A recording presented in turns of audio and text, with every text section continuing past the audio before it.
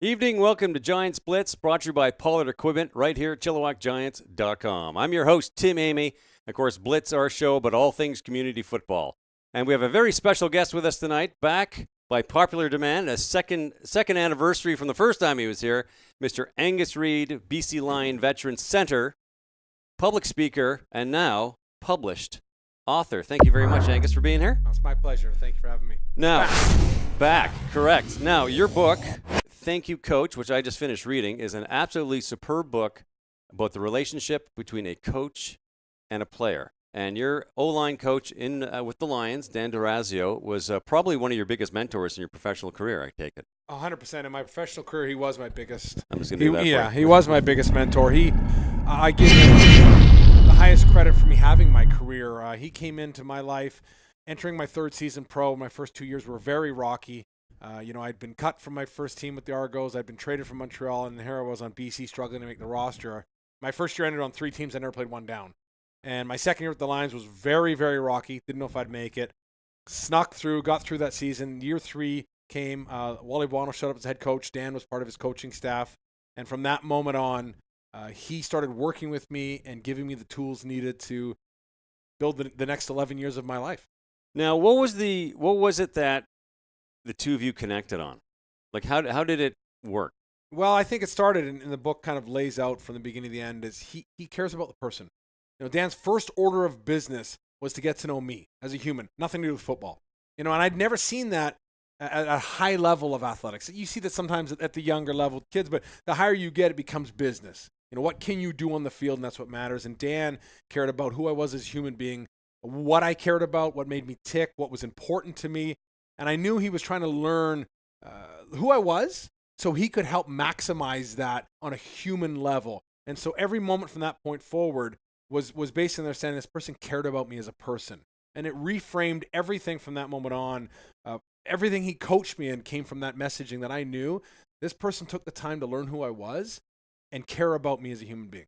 Now, did he do this with all players, or did you two just have a special connection? He did it with all players, and it's funny. I say how much that works, but the truth be told, you can do it with all players, but not all players are reciprocal to that. I was looking for that. I bought into it. And not everybody does. And Dan took the time to get to know each person. He wanted to know what made everybody tick. But that being said, it takes 2 to tango, and I was someone that meant something to me. It meant a lot to me, and I was craving somebody to really care about working with me, not just clinically, this is what you do if you're good enough, you stay, if not, you're out. And it worked so well that I gave him back everything I had in terms of energy and commitment, because I knew how committed he was to me. Now, was it what he taught you or how he taught you? How. Dan was cutting edge with everything he knew, but so are most people at the highest level. I mean, when you get to professional football standards, there's very few secrets. There's very few secret techniques that nobody knows about. They're all going to the same clinics. They're all going to the same conferences. Dan was always on the front end of all that. But as I say all the time, it's not the message, it's the messenger. And people don't trust messages. They trust messenger. They trust the messenger. And they work hard for the messenger. And it's how you coach and how you teach is what matters most, because, I can tell 5 people the same piece of information, but how I interact with each of them is gonna equate to how they take it, how they buy into it, and what they do with it. And Dan was so good at messaging it appropriately and then molding it in a way that we understood it, we bought into it, and we gave it all we had. So now, is there any single piece of quote advice or any single thing that he did that stays with you now, or is it everything? And that was the beauty of the book, was, as you might call it, a football book, and it is. I mean, look, it's a football story. It's what I did and it's what he does as a profession. But the reason why I wrote the book was because I've been retired for 4 years now, and it became very apparent that when real life hit, when I left the field, and now you're dealing with raising a family and all the real life scenarios that can knock a lot of people over, I found myself leaning on all the principles he taught me on the field. And, he might have been teaching me how to block somebody or how to win a game, but what we were really learning was how to prepare, how to study disciplines, techniques, details, how to communicate, how to deal with adversity, how to have rules to make decisions under pressure, how to handle wins, how to handle losses. and all these life lessons that work in every situation. And I found myself understanding how to handle almost anything because of how he taught me how to handle football. My favorite chapter in the book is entitled Excuses. Yes. Could you elaborate on that just a little bit, please? Yeah, I think we live in a world, and as humans, we always want to let you know why we did something wrong, and there's always this nice excuse to explain yourself out of it. And Dan was very adamant from day one with us to prevent any of that from ever creeping in our mind. There's no excuses. He would not allow them. And I think the title was an excuse. I don't want to hear them. Just do your job. But the bottom line is, there's reasons. There's reasons why things don't work, but there's no excuses. And the second you go to an excuse, you're ego guarding. You're trying to show that you didn't do anything wrong, and then nothing can get improved. You'll never be open to improving the situation. You're going to fight desperately to state your case of why it's not your fault. And he got us away from that from day one, and he gave us a list of excuses that will never be tolerated. And they're football related, but they're global, and it got the mindset of don't ever, ever, ever go to an excuse. We can deal with what happened, why, and then we can correct it. And you remove yourself from that situation. You become someone that looks to solve problems, not to hide from the responsibility of what just went on. And that's a real lesson in life. I think that we can learn at all ages, and to when things go wrong, let's study what went wrong, why, so we can fix it instead of making sure that we have an excuse lined up so we don't have to shoulder any of the blame. But Coach, I slipped. Yeah, no. Well, I tripped. I said, Coach, but I was trying to block and I tripped and fell down, so I didn't make the block. And he's getting on me. What happened? I said, yeah, but I tripped. Like, what do you want from me, right? And then we reverse engineered as why I tripped, because my footwork wasn't good enough, because I wasn't attaining to the details that we had studied and wasn't doing it appropriately. Yeah, but I tripped. It happens in life, right? But that's irrelevant. I didn't do my job. Like, it doesn't matter. And I lead later in the chapter to, we showed up in Edmonton. I mispacked my shoes, and I had.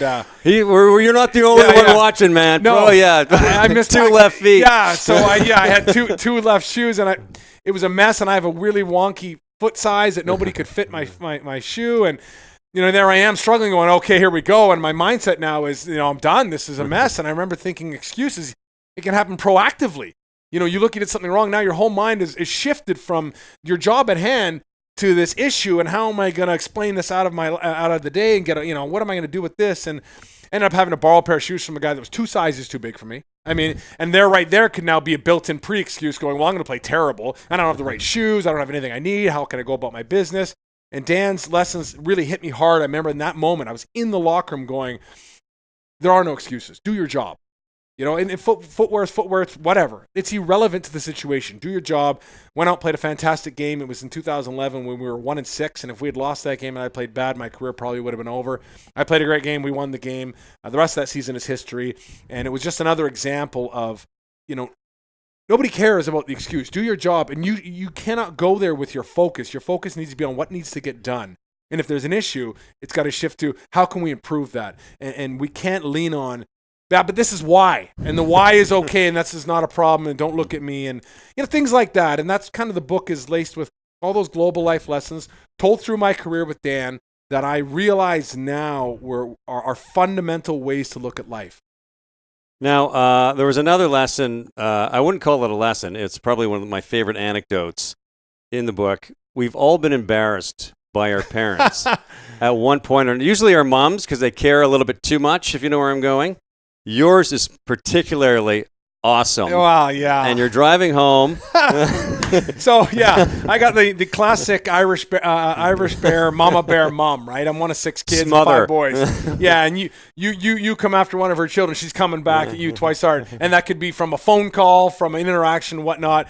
And this was 2003, my first year with Dan.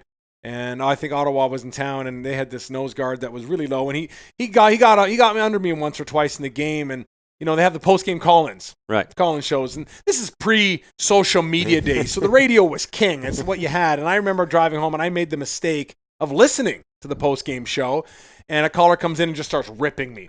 Because I got run over, I think, once or twice, and the quarterback got hit because of it. And there's this whole, Reed's got to go. He's too small. He can't do his job.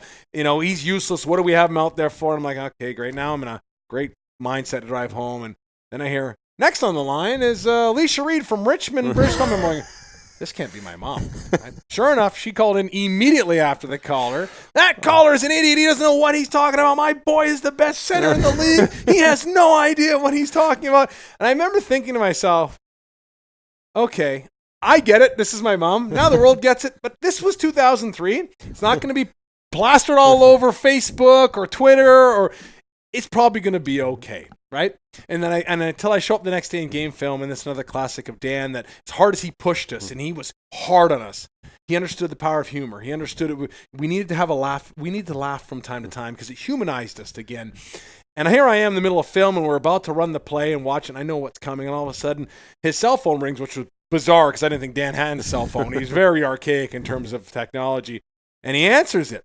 And there was no cell phones allowed in our meetings, but no one's going to say anything. And, oh, hello, Mrs. Reed. Oh, yes, no, we're not letting anyone come after your son. Any of those callers where, he starts playing it up.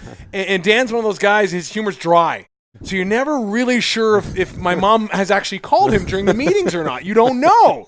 And he's slick with it, and he just kind of stone faces it. Oh. And he turns, he looks, give me a little wink, and then we go back to film. Oh, the whole team's in the room. Yeah, and it's the way it goes, and it's just one of those things where, no matter how serious it is, or no matter how professional in business it is, we're still people. Things still happen. You still got to have a laugh from time to time and get right back to business. And he always reminded me the fact that the power of humor is so important, and it's not life as a joke, but there's times to laugh, and there's things that are worth laughing. And you can do that within the realm of staying very serious, very professional, but never missing an opportunity to have a nice little chocolate, something, particularly once you've built an established trust with a player. So he's not picking on me where I'm worried. Right. We had gotten to a level where we had built trust. So it was okay to have a little laugh, move on, and it creates great memory. There you go. Excellent. I actually read James Comey's book, Higher Loyalty, the former FBI director that got fired by Trump. And he, of course, ran the FBI, which is pretty serious business, and he was a public federal prosecutor, which is going after like Gambino crime families. Yeah. And he ran these, New York, Manhattan federal office, and he said, humor. If you don't have any humor in the office, forget it. Like for a job like that, you can't really see a lot of laughs when you're dealing with mafia guys, but they still found humor. So, I found it's that fine line between being the serious, professional, respected person and still being a human being. And that's part of our emotional framework, is being able to laugh and have some fun from time to time. There you go. Okay. So the final chapter, and I'm not going to ruin the ending for you, but or the viewers, you get a phone call from Dan after your career's over. He's now with the Rough Riders in Regina in Saskatchewan. Yeah. He calls you in, hey, you want to give me a hand coaching and that sort of thing. Yeah. You went, obviously, you had a great experience. What's the next chapter for you? Well, that's a great question. I kind of moved out of football when I was done. I thought, I don't want to get into coaching right now. I need a break from this. I've done it for so long in my life, and I've been in the business world, which has been a lot of fun. But writing this book has really shifted my mind to seeing the power I'm starting to have with messaging and telling these stories and getting the word out. I mean, the whole gist of this book is the impact coaches can have on people to shape their lives. And I'm realizing that message is very powerful, and it's beyond coaching. It's parents, it's teachers, it's anybody in that mentor role. We get so fixated on producing a better athlete, producing a better student, producing a better child with all these measurables. We forget what we're doing with them is giving them experiences that'll shape the rest of their life. And I got that at a professional level. You think my job is to win football games, period. And Dan's job as coach is to make us do that. Well, sure. But every interaction you're doing is framing how I will live the rest of my life. Are you giving people positive ones or negative ones? Are you helping or are you hurting? How they see everything. And I see myself now with this book speaking a lot. I'm getting a lot of requests to come speak, and I'm seeing the enjoyment out of this, of going, listen, this isn't what I'm telling you. This is just what I'm sharing you, what's happened to me. And I can tell you with credibility, even at a professional level, how impactful a coach can be to change the way you see your life. And you have a great one that sees beyond just teaching football. You are a fortunate person. And if you are in that position as a coach, you need to remind yourself every time you're interacting with someone, you think you're teaching them how to block this person, how to throw the ball.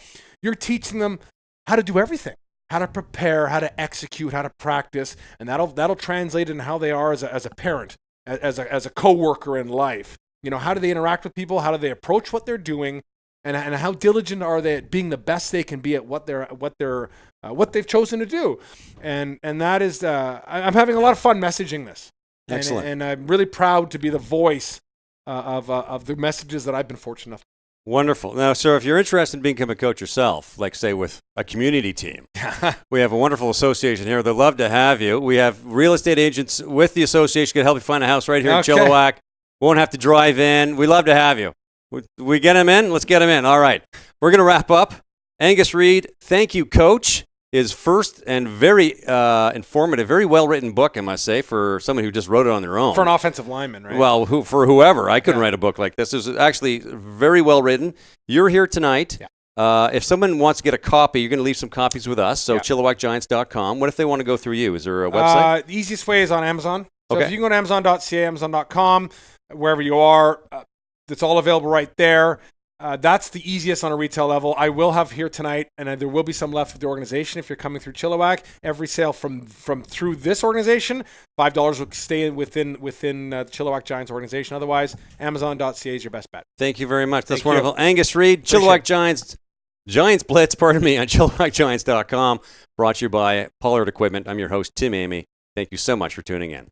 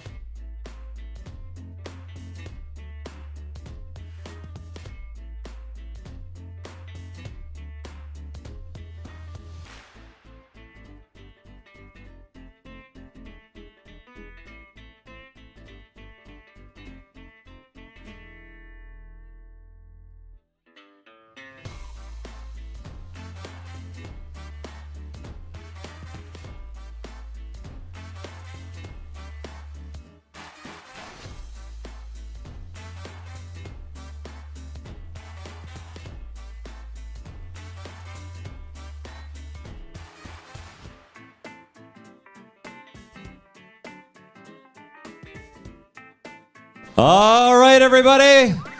Little Canex Masonry Landscaping Friday Night Lights.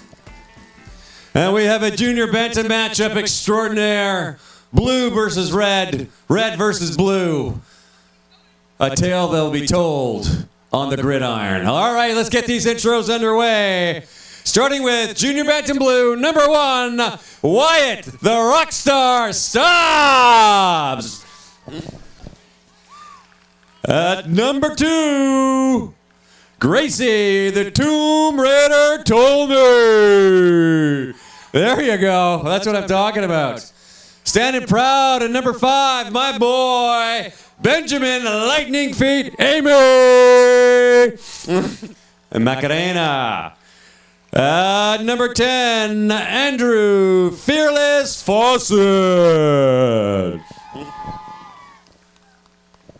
At number 22, we got Talon the Claw Fisher. At big bad number 30, Blaze the Cowboy Cameron. Rather sedated, Blaze. At number 32, the chiropractor, Davis, All Grit LaPerriere. At number 40, Vincent, Hot Sauce Braunauer. Number 42, Logan, the Sarge Milko. Oh, number 50, Evan the Bruiser Butler. He performed on the inside. And number 52, our showcase tonight, Tyler the Bulldozer Bergen. All the single ladies. He is single, ladies, but you have to meet his parents first and get him home before the streetlights come on. Thank you very much. Jake, the Snake, Sondervang, didn't want to wait. Number 62, Braden Jolton Joe Fraser. That's what I'm talking about. Number 63, Brody the Killer B. Monroe. At big 66, we got Jake the Axe Wood. Number 76, Austin Tex Staffen. Number 80, the Greyhound, Christian Beck. Number 81, Jace gives Chase Chapel. At number 84, on the injury, Tyler Magic Hands Kelly. Number 85, Pierce the Hammer Hamstra. What was that? And number 89, Big Mac, Braden Big Mac McDonald. All right. Junior Bantam Blue. Woo! And our home team for tonight, the Junior Bantam Red Giants, number 1, Parker Clark. There we go. At number 2 of the knockout, Tyson Orgard. At number 5, Lyndon the Boss Arnish. At number 10, Carter Dallas. Oh, there we go. Very nice. Number 11, we got Lucas Julian. At number 14, Aaron AA Augustine. It's Aaron. Number 22, Gavin Parks. Number 23, Huey Aiden Hewitt. Number 25, Phoenix Rising Campbell. Number 32, Billy Deer Hunter. Number 40, the Torch, Logan Tucker. And one of my favorites, number 42, Jeremy the Hustle Muscle. Number 43, Lucas Pollard. And number 44, Miller Davies, pardon me. Number 50, we got Keegan Chappell. Number 52, Jaden Brennan. Big number 55, Aiden DeRett. Big number 60, Aiden Parks. Big 61, Jack Bo. 63, Kalen Conrad. Number 76, Shea King Kong. Number 81, Caden the Matrix Anderson. And here is the king himself, number 84, Clive Kingma. Pick number 88, Hayden Pugsley. Call it Pugs. And rounded out, 99, Yeppo the Crusher Conte. Oh yeah! Oh yeah! Woo! Fantastic. All right. Now let's all stand quietly, take off our hats, and stand for the singing of the national anthem by our very own Miss Michelle Pye. Oh, Canada, our home and native land, true patriot love in all our sons' command. With glowing hearts we see thee rise, the true north, strong and free. From far and wide, oh Canada, we stand on guard for thee. God keep our land glorious and free. Oh Canada, we stand on guard for thee. Oh Canada, we stand on guard for thee.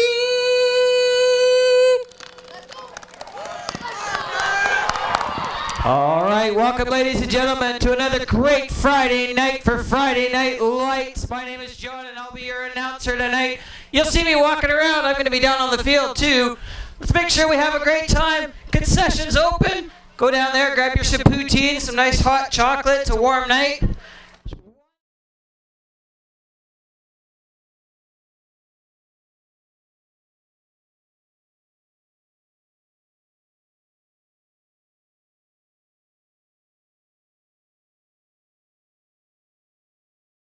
Welcome to a little Canex Masonry and Landscaping Friday Night Lights, a junior bantam matchup extraordinaire. I'm your host, Tim Amy, joined by none other than the handsome devil, that man about town, Mr. Matt Macri. How you doing, baby? Good, buddy. How you doing? I'm good. I'm pumped up. I'm totally excited. I've been looking forward to this game all season.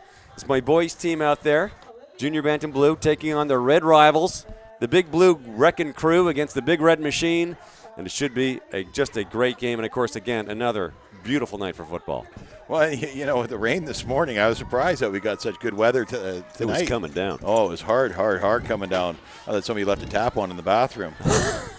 Oh, man. No, this should be a good game tonight. I mean, the blue team, my Abbotsford Falcon JB team, we played against the blue team. Right. Won 2 games this year. We went 1-1 against them. Yeah, that's right.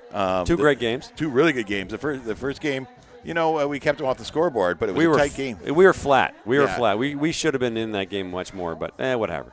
The second game, you guys jumped to a 21-point lead. Crushed it. We clawed our way back. We just couldn't get back far enough. Just couldn't do it. We were too strong for you. The red broke team. your spirit early. Yeah. Yeah. Big hole. I told the kids, I said, you got a shovel. You dug yourself a hole. You got to dig yourself out of it now. Right? But then the red team, we played twice this year, and the first game was here on Friday Night Lights, and I was up in the booth. That's right. Yeah. And that was a great game. We Not played bad. them last Saturday, and what a tough team. They have come a long way this year. They've really gotten better. They just go. There's no quitting them whatsoever. It's been tough for Red. I mean, they did lose some players early to injuries, and which I'm going to allude to for our dedicated broadcast. Injuries, and a couple of kids just didn't want to play anymore or whatever. They're a bit young. They have 2 first-year quarterbacks, and they had a rough start to the season. They haven't won a game yet, but they're a lot better than they were to start the season. So it's going to be a really tough matchup. They really want they want that one win. They just want, and part of me, I'm torn because, of course, my son's on blue. Right. And we're playing against red. And, if we win tonight, it doesn't matter in the standings. We're still sort of just squeaking into the playoffs, and so what? But I still want to see us win to get the momentum going. But a big part of me wants to see blue just win a game. It's just awful. Red win a game. Red win a game. Sorry, I'm getting all excited here. Giants Blitz. Angus Reid, did you have a chance to check it out? I was watching it. I was listening to you. I was just standing out here out front listening to it. It was a great interview. Guy's great, man. Angus, he makes me look good. He makes me look good. Yeah, I think he makes us all look good. Angus is a great guy. He had a great career with the BC Lions, and what he gives back to the community now with his O-line camps is phenomenal. I mean, even he's still doing it now, but years back he was working with kids out of Abbotsford too. Okay. Camps here, and Angus Reid he's a big name about town. He's a great guy. And he published his book, Thanks Coach, about his relationship with his O-line coach, Dan Desario, and I read the book, and it really is superb. It's a really well-written book. So we dedicate broadcasts. Well, if I knew you guys were selling them here, I would have brought a little bit more money with me. Well, we got to interact. We're good. You can get some cash, whatever. I might go down there and get one off of them. It's actually a superb book. It really is. So the kickoff's coming up, and I want to say this quick. So we dedicate the broadcast. Right. We're doing this all season. Tonight's broadcast is dedicated to Logan Talker. Okay. Logan is an outside linebacker, slot back, brilliant player for Red. Cracked his collarbone in practice before the season started. Has not played a single game. He's been at every single practice. And here's the kickoff. A beauty right up the middle. And that bounces back, and that's number 2 coming in for the punt return. He's got some room. He's getting some blocks. And there he is, smothered down about the 25-yard line, and that's Tyson Oregard, their big wide receiver punt returner. Great kid. Anyway, Logan has been at every single practice, running the warm-up. He's been at every single game, running out with the waters at the injury timeouts and all that kind of stuff. He's been absolutely so dedicated to this team, warming the kids up, getting them pumped, and he's not played a single game. And this is the year he was really coming into his own as a football player. And my heart broke with his collarbone. Yeah. And he's been out there. So, Logan, this is dedicated to you. 1st and 10, about the 27-yard line. Red's ball, handoff in the backfield. He's cutting to the outside, big number 32. Hold down. And who's 32? Billy Hunter, the deer hunter, the hunted. And he's not quite close enough for a first down, but that is a very good run. Probably picked up about 8 or 9 yards on the carry. Well, he breaks a bunch of tackles here. He gets into traffic right away, turns upfield, and they get a hand or two on him there before they finally are able to wrap him up and bring him down. He runs really hard, north-south, great runner, tough as nails. Yeah. And he's out there on the defense, too. He does a great job. He's he's been the sort of the surprise shining star for Red this season. Like, he's kind of the Cinderella story out of nowhere. Little shuffle pass. Look at that. The Cowboy in the backfield. And Blaze Cameron hauls him down about the 30-yard line, so it's a loss of yards. Number 30 got a concussion against your team here. He's been out for about a month, and this is his first game back. He's one of the key components of the offense and defensive blue. He's just a wrecking machine out there. Well, he's a phenomenal player. He is. And we're going to roll him out slowly tonight. Big and strong. In the game that he did play against us, I mean, he took a bunch of big hits and still kept coming back into the game. Yeah. And he's just so big and strong. Great tackler. Even better on the offense. They get him a couple of blocks, and he can just run like the wind. Oh, somebody jumped. There we go. Probably a procedure. I'm going to say offside. Nope, procedure. Okay, so they're going to bring it back 5 more yards. Yeah. Procedure, 5-yard penalty, repeat third down. A lot of procedure calls. So, yeah, I apologize. I'm talking a little fast here. I had to run up and sort of get organized. So I'm going to slow it down a notch. Catch your breath. Catch my breath. So, yeah, Blaze is back, number 30 tonight. His first game back since injury. Going to roll him out slowly. So, say if we come up to a big lead early, they'll sit him for the rest of the game just because they don't want to. We've got a playoff game coming up November 3rd. Yep. And nobody wants to see him get it's a concussion, so you got to be really, really careful. There we go. The snap. Oh, another. Number 89 there jumped into the he jumped in, so it could be an offside. So we'll see what happens. Yeah, they might just decline the penalty. We'll see what happens. Well, no, because you're going to need the 5 yards to and the third down again here. Oh, you get the third down again. Right. Yeah. We're going to call it. Yeah, 5 yards. Yeah.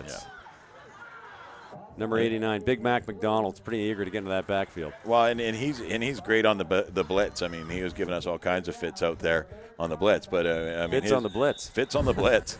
But his being the receiver, it's great to have that height and those long arms because they're killing us with that. And just putting the ball up high.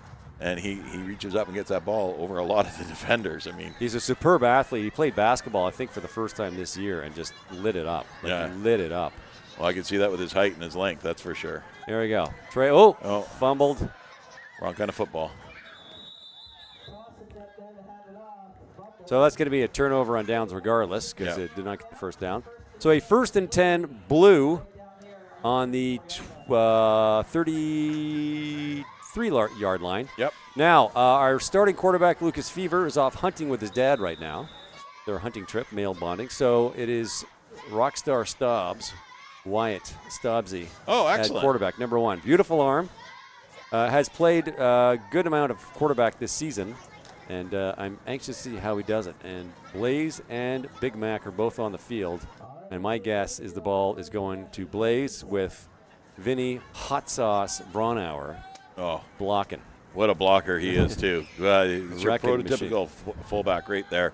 Get him the ball and let him run through people. And there's Vinny. Look at this. Look at that. He's just so strong. The Chilliwack farm boy, man, he is so strong. Well, he's got a nice low center of gravity, those great big huge thighs, just powerful thighs. But he gets down over top of the ball. And that's the best part about him is he gets over top of the ball here and just drives those shoulders forward. His momentum going forward, when you take him down, he's still going to fall 5 yards from where you started the tackle. His speciality, I'm trying to think of the word escaping me right now, is to rip the ball out of the opponent's hands. Yeah, he goes for the strip. He really he does it really well. He's just robs guys, like 7 to 10, hard labor. He robs them. There's a little pass. Oh, look at this. Picked off. Tyson Orgard wide open. He is gone. Oh, no, maybe not. Blaze is after him. Can the Cowboy do it? No, not quite. Ooh, they nearly hit the post. He's in. That's a touchdown. Yeah, that's going to be a touchdown there. That was beautiful. He read the defense perfectly. Yeah. No, he jumped that so nicely.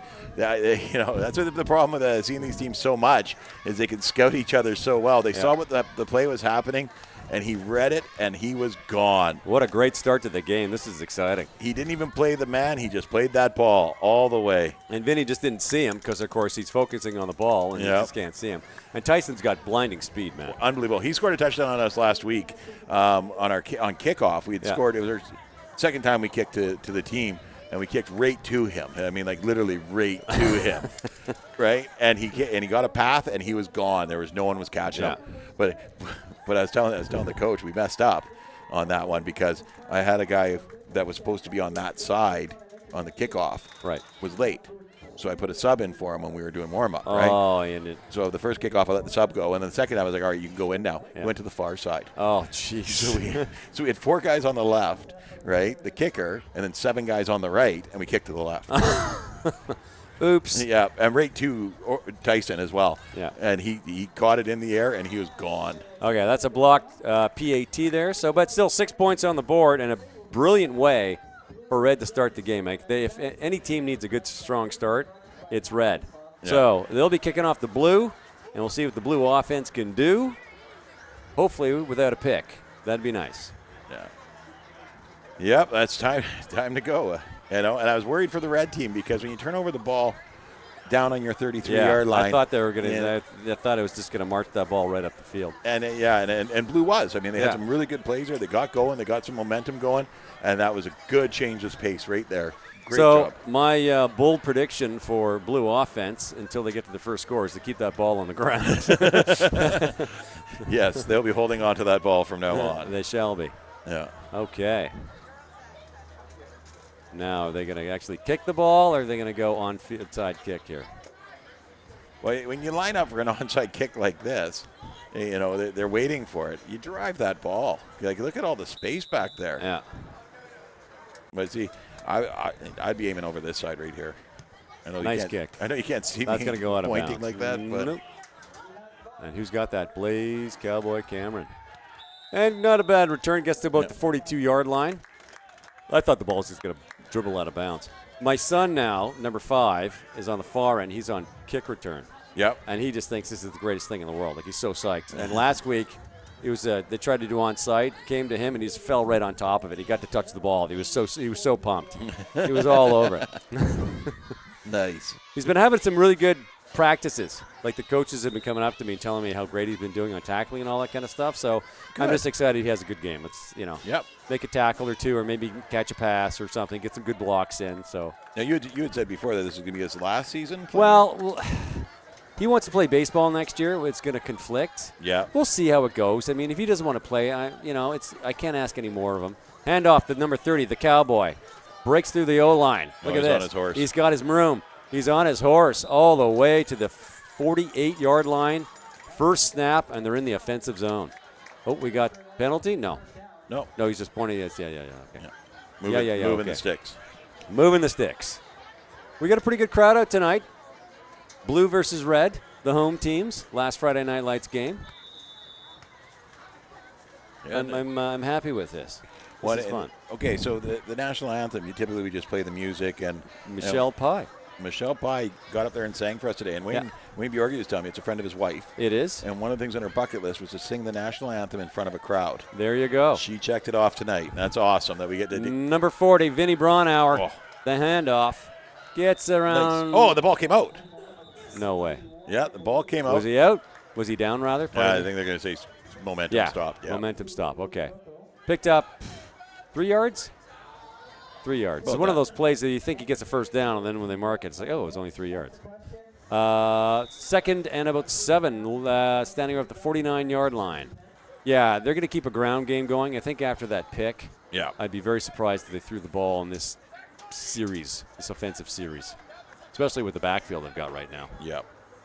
With Blaze being back. There to Blaze, up the middle. He's got some room. Look at that. Look at him. Shoves him right down. 2 guys. He just gets that seam, and he's gone. He's got such speed once he gets moving. Like he is a blaze. He's gone. His father lives in southern Saskatchewan, lives on a farm, and he goes with his 2 sisters every summer for about a month. And it's a whole summer of farm work. Oh, good. And he's like throwing hay bales, like the whole 9 yards. He is so strong. He's just he is so strong. When you watch him walk, you can tell he's athletic. Yeah. Yeah. No. Played a lot of soccer. His mom did not want him to play football because she suffered a head injury as a kid and was worried about the concussion issue. And he finally won over. Oh, look at this, a pass. And there goes Big Mac. And haul down maybe for a loss of a yard. Yeah, it looks like it'd be a loss of about 2 or 3 there. Yeah. Yeah, right on the 35. They were on the 32, and it looks like he'd be down about the 34, 35. The ball was a little bit behind him, and he had to sort of grab it and then sort of turn away just to make sure he kept possession of it, right? So he just wasn't able to get some momentum going. Okay, so you talk about head injuries, and I was reading this article the other day, and I meant to tag you in it, actually, on Facebook, so we could talk about it. There's still time. I lost it. It's gone now. It's in Facebook land somewhere. But it was talking sports and concussions. Okay. And football actually falls about 7th, 8th on the list. Soccer, men's and women's, are above it percentage-wise. High snap, live ball. The Cowboy grabs it in the backfield. Still on his feet. Holy moly, how did he do that? But whoever picked it up flipped it up to him, and he just pushed himself forward. He willed himself about 5 yards there, because that should have been back about 5 more yards. So it's the third, probably in about 10, 11. No. Oh, no. He Don't went tell down. me, He sir. went down hard. Oh, that's not good. Yeah. That's not good. No. He's so competitive, and he pushes himself so hard. That's part of the danger in his game Yeah. because you're coming off a head injury, man. You need to slow it down a notch. Well, I tell the kids all the time, you got to be honest with me. Yeah. I'll play you until you're not healthy. Yeah. But you got to be honest with me. When you're not healthy, you got to come off and get better. This isn't good. No. This isn't good. He's walking off on his own accord, but come on, man. Not the first quarter, buddy. We needed you at least for the first quarter. I want to see him have a full game, but Well, here's the thing. The first game back, and he takes a bang, and he's not feeling it. Sit him down because you got playoffs next week, and Right. he's going to be a big part of you being successful in the playoffs. Yeah. Maybe it was just a tweak or an owie, and he could be back in 3 plays, but I'd be very, very leery of that. yeah. Oh, they'll be doing concussion protocol. Erin McDonald is our trainer. She's a registered nurse, so. Yeah. Okay. Good. 3rd and about 13. From the shotgun. Nice snap. Whoa, look out. Number 22, Talon the Claw Fisher. That's a turnover on downs. Yep. Got the ball off. So red defense, look at this. Yeah. Forced a turnover for a pick 6, and now a turnover on downs. This is a very different team than what we're used to seeing. Well, they're coming out flying tonight. That's Yeah. for sure. And I know you said injuries have plagued this team. Yeah. We've only seen them fully healthy. Well, I don't think we've seen them at all with No. one boy out, but minus him, I think last week and then now this week. And I wouldn't even call them 100% healthy because they took some beatings last week. They did. I'm surprised to see 2 of them out there on the field today, but I'm really happy that they're okay. We're not, as Blue, we're not really concerned too much about the W as we are about effort. Yeah. If you come on, you just give everything you have in terms of effort. There's a handoff in the backfield, number 40. Stopped, probably picked up, I'm going to say about 4 yards. Was that number 40 or 40? 32. 32, pardon me, I couldn't Billy see Hunter. it. Back to Billy Hunter, the deer hunter. We watch Billy, the him deer here. hunter. He runs so hard. Like he's got the speed to get to the outside. Here they pitch him the ball, and he turns on the jets here to get to the outside. Steps in and stand up the defense. But here he stops and he tries to cut past the defender. And I think you either got to run or make the move while running. Yeah. You can't lose your momentum there. Otherwise, you're just Still grabbed. picked up about 7 yards, so he did something right. Like, that was a good run. What? Yeah. I'm pointing at the down marker. Oh, I'm like, All right. Ball is up. There it is. Incomplete pass. Oh, number 10, the intended receiver, Carter Dallas. well, and he got by whoever was there. There was no one there, but he turned in and the ball came out. Yeah, a little confusion on the play. So 3rd and about 3 or 4 on that play. And let's see if the Big Blue Wrecking Crew defense, we got a timeout called by Red. Head coach Sean Dallas once again. And there's Logan Talker coming out with the water. Yeah. That's what I'm talking about. All Yeah. season. All season. Yeah. Every single game. Just love that kid. You're talking about Talker? Talker. I'm talking about Talker. Chimichangas tonight. Ooh, look at that. Ever watch Saturday Night Live? Remember the cheerleaders? Yeah. They had one, taco, burrito, what's that in your Speedo? The first thing I thought of when I saw that. Family show, Tim. Family show. Family show. Well, it's Saturday Night Live, right? So Yeah. I'm quoting, so it's okay. So a couple of weeks ago, we had an interesting conversation, and We had several. And our tens and tens of fans are curious. Whatever happened with you and Cortana? Did you guys make up, or? Me and Cortana, well, I was able to bypass it. I called Bell, and they said just hit F12 a bunch of times as you powered it up. Yeah. And then you just go to restart, and then you just go through. So my wife managed. She's more technically inclined than I am. She managed to get it fixed. All right, snap. Ball is up. Oh. Incomplete pass. It looks like they had the king himself, Mr. Clive Kingma, 84 in their sights. Another super fast kid. So a 3-and-out for Red. Not a bad series of downs. And let's see if the Big Blue Wrecking Crew can get some points on the board here. The throw is there. I mean, it's got to be frustrating for both the quarterback and the coaches. It's because the throw is there, and instead of getting his hands together, making the diamond and seeing it in, he grabbed at it right through the hands. Right through the old wickets. Yeah. That's a tough one. Through the old branches, as they say. All right. Blue offense. Number 30, of course, he's got his helmet off. I think he's done for the game. They're not going to take any more chances. Yeah. I'd rather lose the game than lose the player. So. Well, he's such a competitor, such a hard player. He's tough to stop. Like, once he gets going, he's really tough to stop. And like I said, you got to think playoffs next week, right? Well, you got to think it's health. I don't care about football. True that. Yep. Well, that's always number one. There's Vinny Braunauer busting through the O-line, pushing hard, and there's a flag on the play, so my guess is somebody jumped early. It'd be interesting, offense or defense here. Thank you, Wayne. Let's see how they mark it.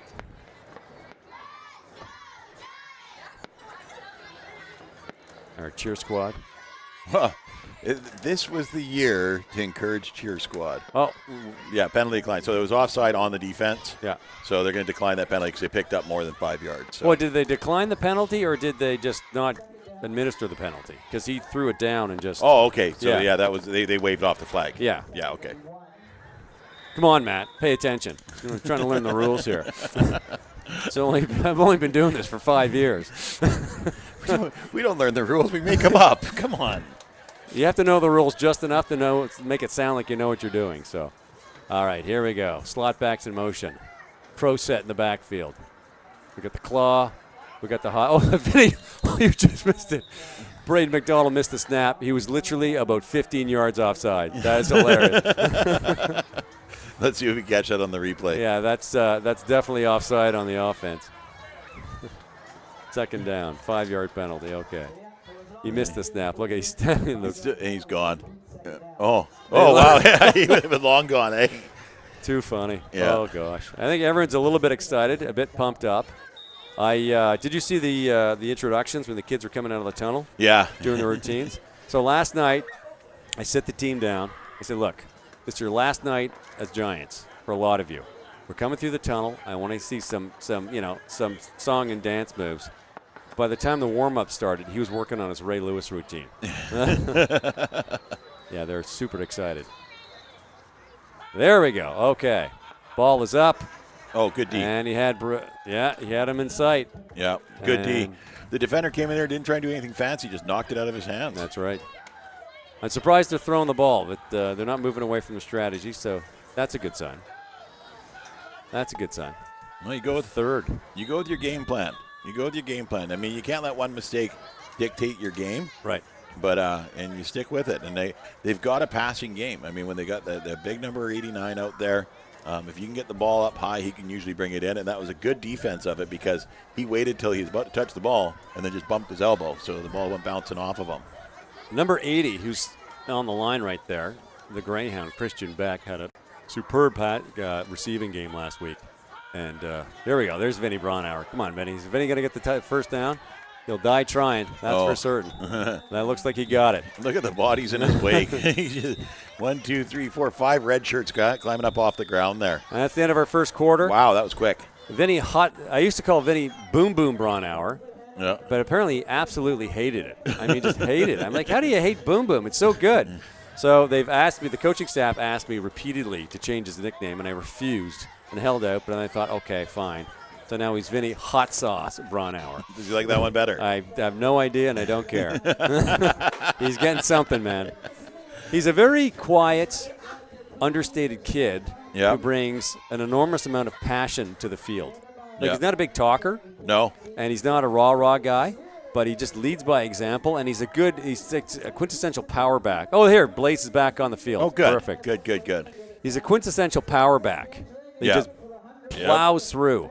I mean, I would call a Blaze Cameron there and Tyson Orgard those tailbacks where they wiggle through. They find the openings. They they break free. Not him. Just gets a bit of an opening.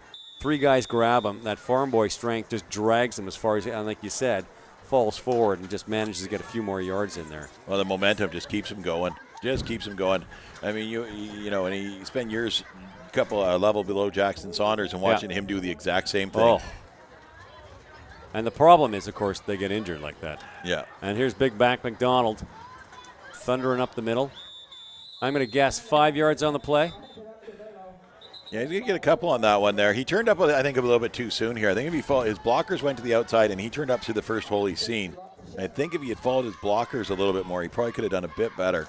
But he got a few yards out of that one anyways. I would say Big Mac is a born receiver slot back. Yep. He's not that great as a tailback. I mean, I'm not criticizing him, but he doesn't quite find the openings the way, say, like a Blaze Cameron does. Yeah. You know, he sort of tries to thunder himself through a bit, and he doesn't have that incredible farm boy strength. So I love him on the wide receiver, like you said, those arms. He picks that ball up about 4 feet higher than everybody else and just gets himself in the end zone. Superb athlete. Well, when you run in the sweep out of the slot, when you run in the jet, you got to come across there and get to the outside. Follow and your here's the blocks. Cowboy. Well, they got on him in a hurry. Picked up a few yards. Yep. They got bodies on him quickly, and that's what you got to do with this guy. You got to stop his legs from moving soon, and then get your backup in there to help you out. So I'm going to say a 2nd and 5, looking at about the 15-yard line. And this is a big set of downs here.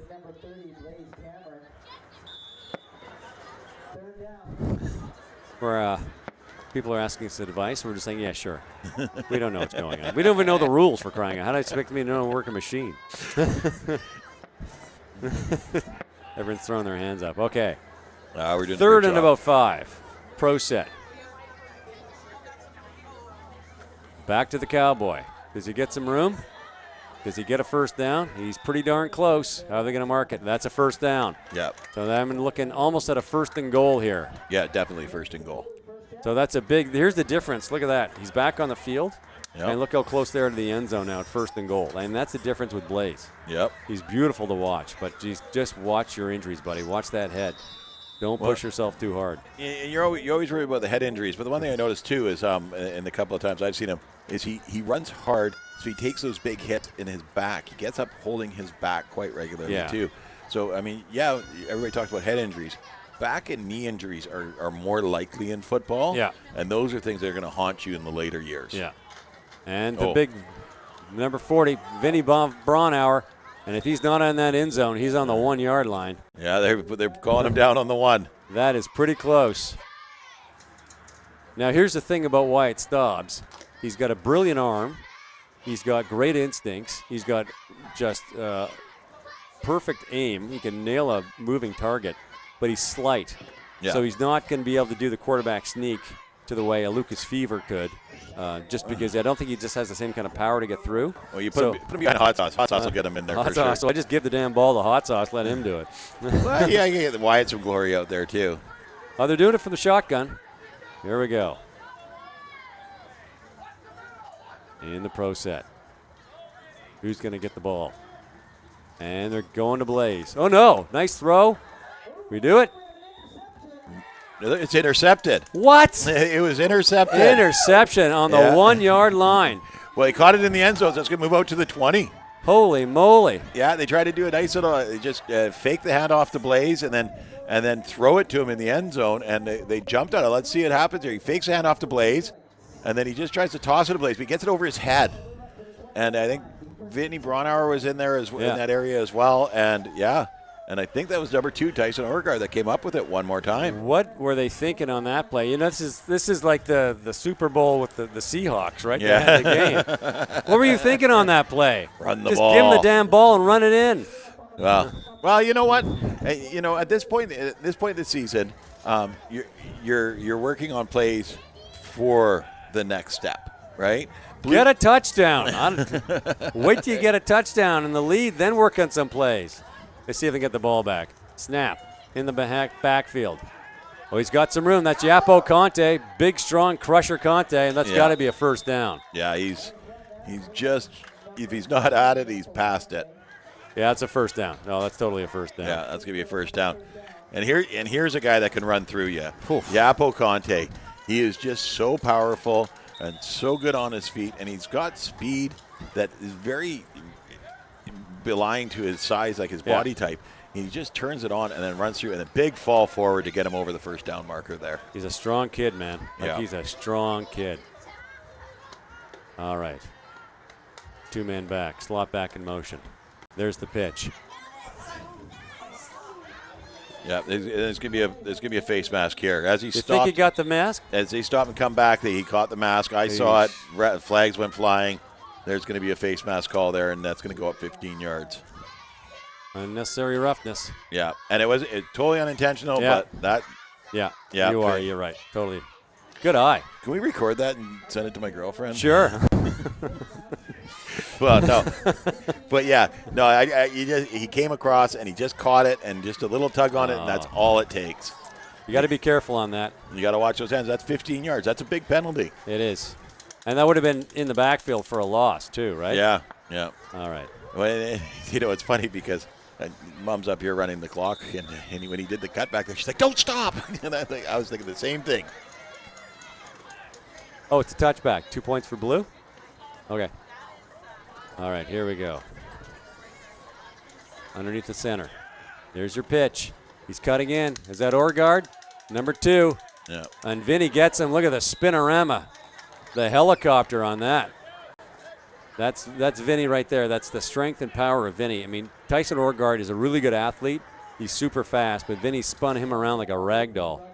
But no, look at that. He still picked up 5 yards. Great team. They're having a great night. They need this night. They need to finish the season strong just to feel good about the season. I'm not sure why they got 2 points for that. That was a touchback. There's no points on a touchback. I have no idea. A safety is, but I have no idea. Yeah, I'm not sure that's right. So we may have to take the 2 points off, but we'll figure it Well, out. Ball is up. Does he have a man? Oh, yes, he There's does. Tyson.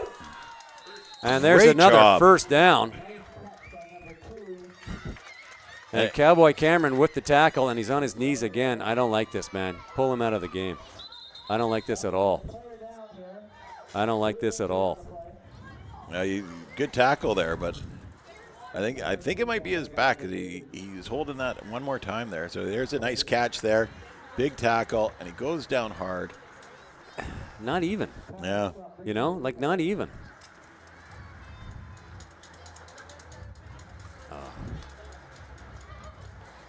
Just get him the old chiropractor. Get him a deep tissue. He's got his head down. His heart's breaking. Yeah. You know what? Just sit him out. Set him out. There he goes. He wants to play, and the coaches want him in there. They got to work on game planning, right? Yeah. I mean, you love seeing the competitive spirit in the young men, but I don't want to see him hurt. Long-term health. Yeah, totally. It's not the game anymore. It's his health. Yeah. Yeah. It's a different team when Blaze is on there, so let's see who picks it up. Okay. 1st and 10 at the old 53-yard line. Red keeps rolling along. Blue gets their chances, but then they turn the ball over. So I don't know. They're getting fancy in this first quarter here. I'm not sure I like this very much.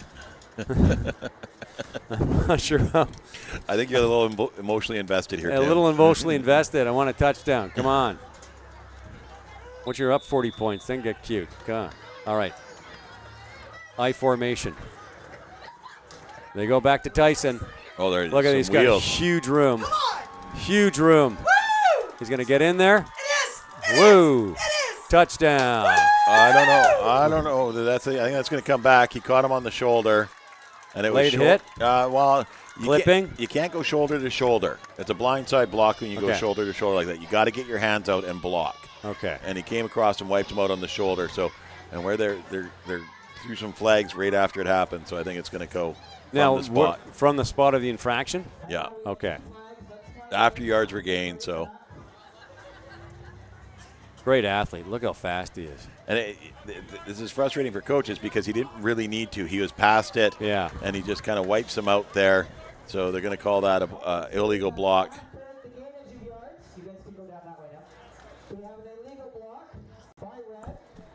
So no touchdown. Looks like they're marking the ball about the 20-yard line. So a 1st and 10 at the 20. Yeah, we're discussing the 2 points. We're gonna figure out that 2-point thing. If they intercepted the end zone, I don't know why Blue would get 2 points. They don't. It's a touchback, not a safety. A safety gets the 2 points, not the touchback. There's your handoff. Ball is up. He's got a man. And Parker Clark, number 1, Mighty Mouse in the end zone. Beautiful start to the game for Red, and Blue is just trying to figure it out. Well, and here's the thing: is the Reds gotten some momentum going here and a little bit of fire in their belly. They're making great plays. This is a great pass by Orgard here, and nobody was watching this guy. They let him free and clear down in the end zone. Sometimes being the littlest guy on the field gets you places. Parker Clark is small in size, but not in stature. I mean, he's a motor. Like, he just moves.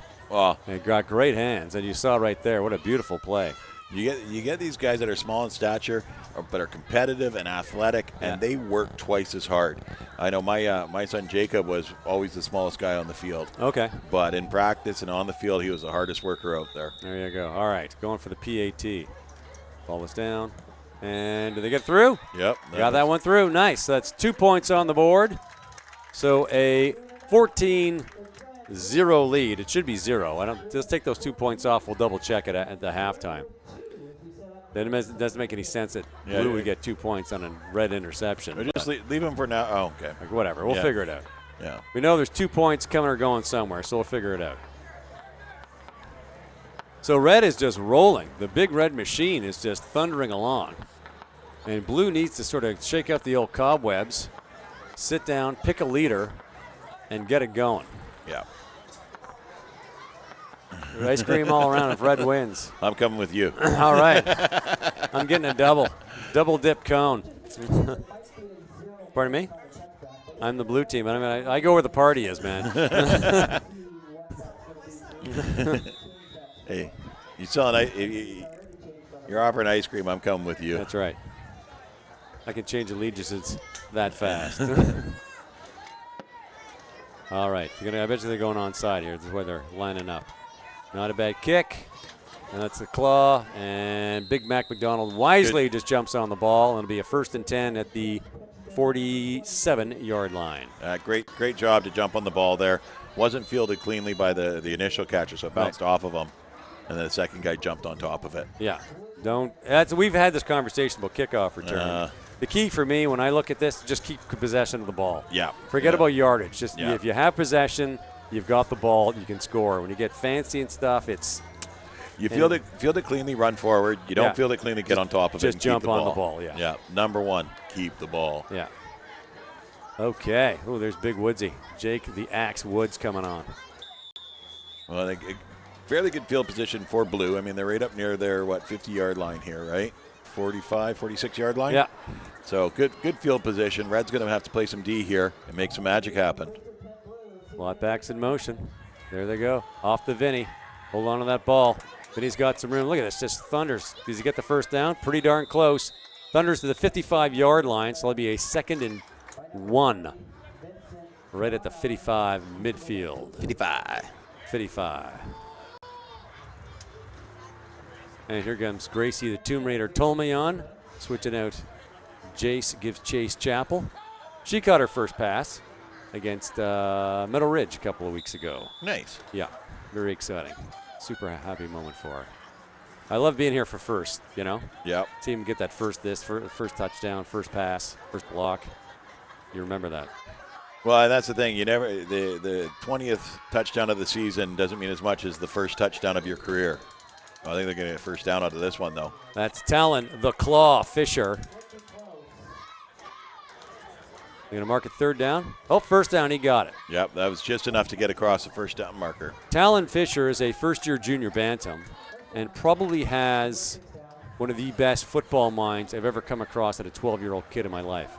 We're sitting down at the start of the season, and coach is like, you got to know the playbook. You don't know the playbook, I'm going to ask you random questions. You don't know the answer, you're not playing.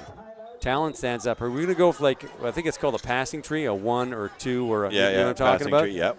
So he starts, hey, are we going with a 1 or 2 or whatever? And, of course, Coach Greg's like, no, this, that, and the other thing. Mike Fever's standing there looking at him, going, how did he know that?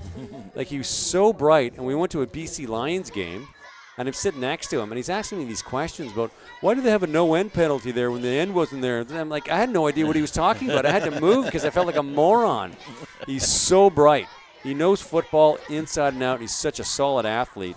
And in practice, when he's catching balls, his hands are perfect every single time. Yeah. Just perfect. All his catches are perfect fingertips. He doesn't basket catch it, all fingertips. Nice. Oh, yeah. He's a super plan. Zone ball will start the whole 9 yards, man. Good. You like seeing kids like that getting out there. Loving the sport is the biggest thing. When you love the sport, you learn so much more. Yeah. You get the kids out there that are just, walking football dictionaries. Oh, And they know it all. They ask you questions where you don't really have an answer for. Yeah. I don't know why that happened. Maybe the ref didn't see it. I have no idea what you're talking about. I'm going to move now. Okay. 1st and 10 at the 48, 53-yard line in the offensive zone. And let's see if Blue can get some points on the board here. Nice snap. Hands off. Big McDonald. Not bad. Picked up, maybe at the original line of scrimmage. See what I was talking about before? Yeah. When he comes out of the backfield, he just doesn't get the same kind of yardage as he does, on a quick pass when he has those big arms up there. Well, he's got the big stride. He's got to Yeah. get he needs a path. He needs a path. And just nothing opened up there. It collapsed so quick on him. I'm not sure anybody could have done much with that. He didn't get the block that he needed, and it didn't get the path that he needed. But when you watch him running, when he gets open, look at the legs on him. Oh, yeah. I mean, Huge. They're a mile long. He strides so well, and yeah, he's fabulous getting that catch out of the backfield. Oh, yeah. See, that's why Blaze worked so well in the team, because they complemented each other. Took the pressure off of Braden. There we go. Now he's got some room. Not bad. There's a good, that was, I would say, a touchdown-saving tackle. Number 32 for Red. And we're going back to Billy Hunter on there. That saved the first down of anything. That was great because just see what I meant about the striding there. He got the hole, turns up the field here, gets a hold of those big strides. He's about to get going, and Billy just rips that leg out from underneath him to bring him down. You're right, probably a touchdown-saving tackle because there wasn't much between him and the end zone. And they're setting up probably for a pass here, which is making me scratch my head. Oh, no, they're punting. What am I saying? And straight out of bounds. Just and shanked into it. the fans. Oh, there's Souvenir. Keep it. Keep it. Get someone to sign it. Run it to your car. Stop the clock. Stop the clock. Yeah. Shanked it. I would surprised it sort of kicked the way he did. Do you think he would have booted a little bit further? But well, I think he tried to, but he kind of the way he got it out of his hands funny. It was kind of turning on him, and then just came off the side of his foot. All right. So Blue D is going to have to come up big here and stop Red. The last thing they're going to want to be down is 3 scores going into the half. Strong second half. There's a handoff up the middle. Blocks him just past the line of scrimmage, but he probably picked up, I'm going to say, 3 yards on the play, and that's number 25. I think that's Phoenix Rising Campbell in the backfield. Another good surprise for Red. He's had a really strong season. Yeah, solid run there. There was no hole, so he just plowed himself forward for about 4-yard pickup. Drop those shoulders, drive.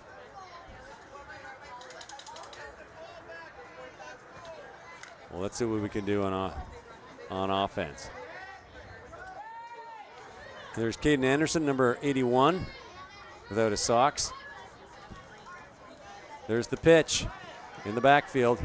Vinny's got a beat on him, hauls him down right about the 50-yard line, sets up a third, and I'm saying 5 or 6. And here's the thing. Vinny's presence just made Billy jump there. Yeah. He's so big and so commanding that Billy went to turn up, and then he saw Vinny Braunauer in the hole there. He goes to turn up the hole. He sees Vinny. He's like, I'm out of here. He's trying to get away, but Vinny wasn't letting him.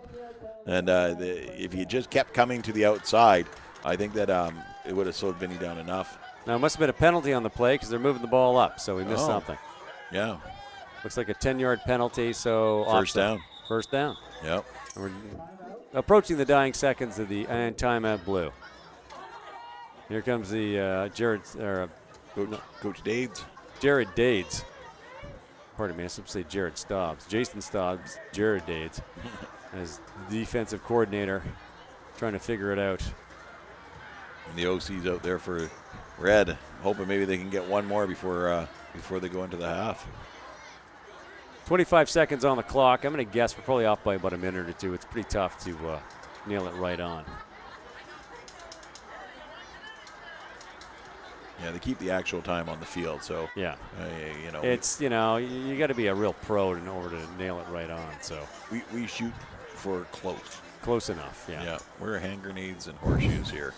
And dancing hand grenades and horseshoes. Be funny.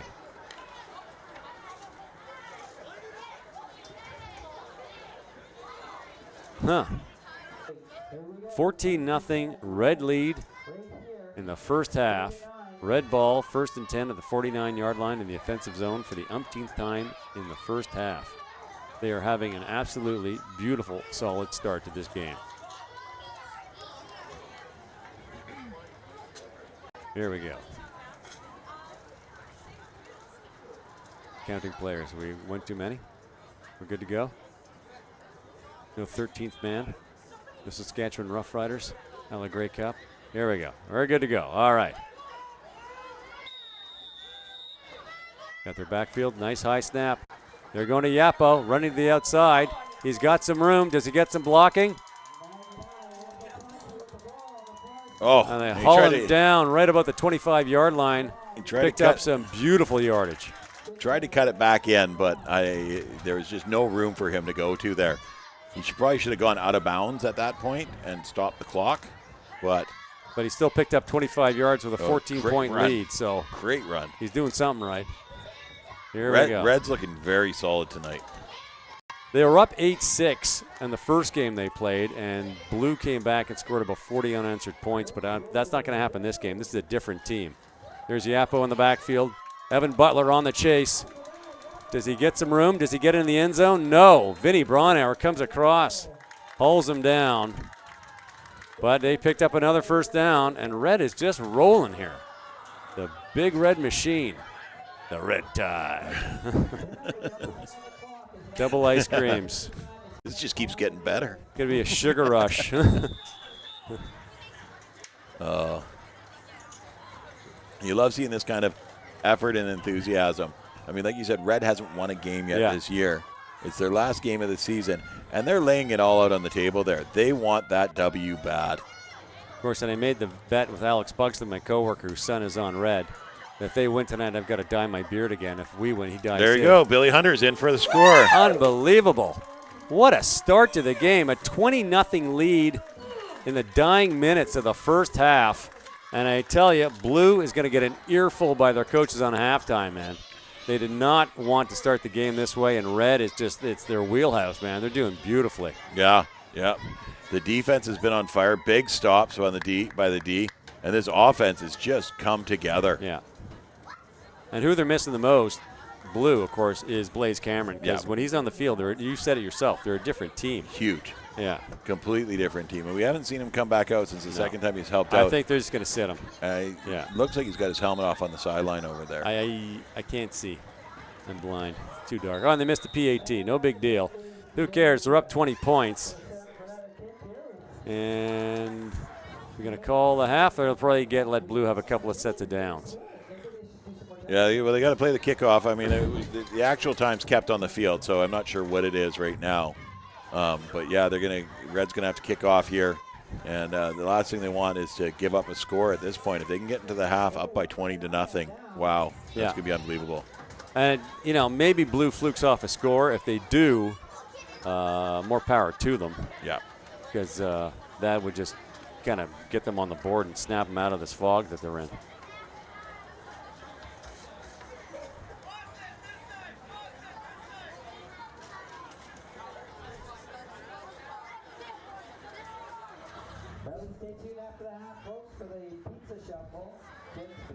Here we go. Red kickoff. They're going to go onside. Or just going to, if I was them, I'd just boot it because the clock is on their side. Deep over in that big hole in the middle. There's a big hole in the middle. There you go. Perfect.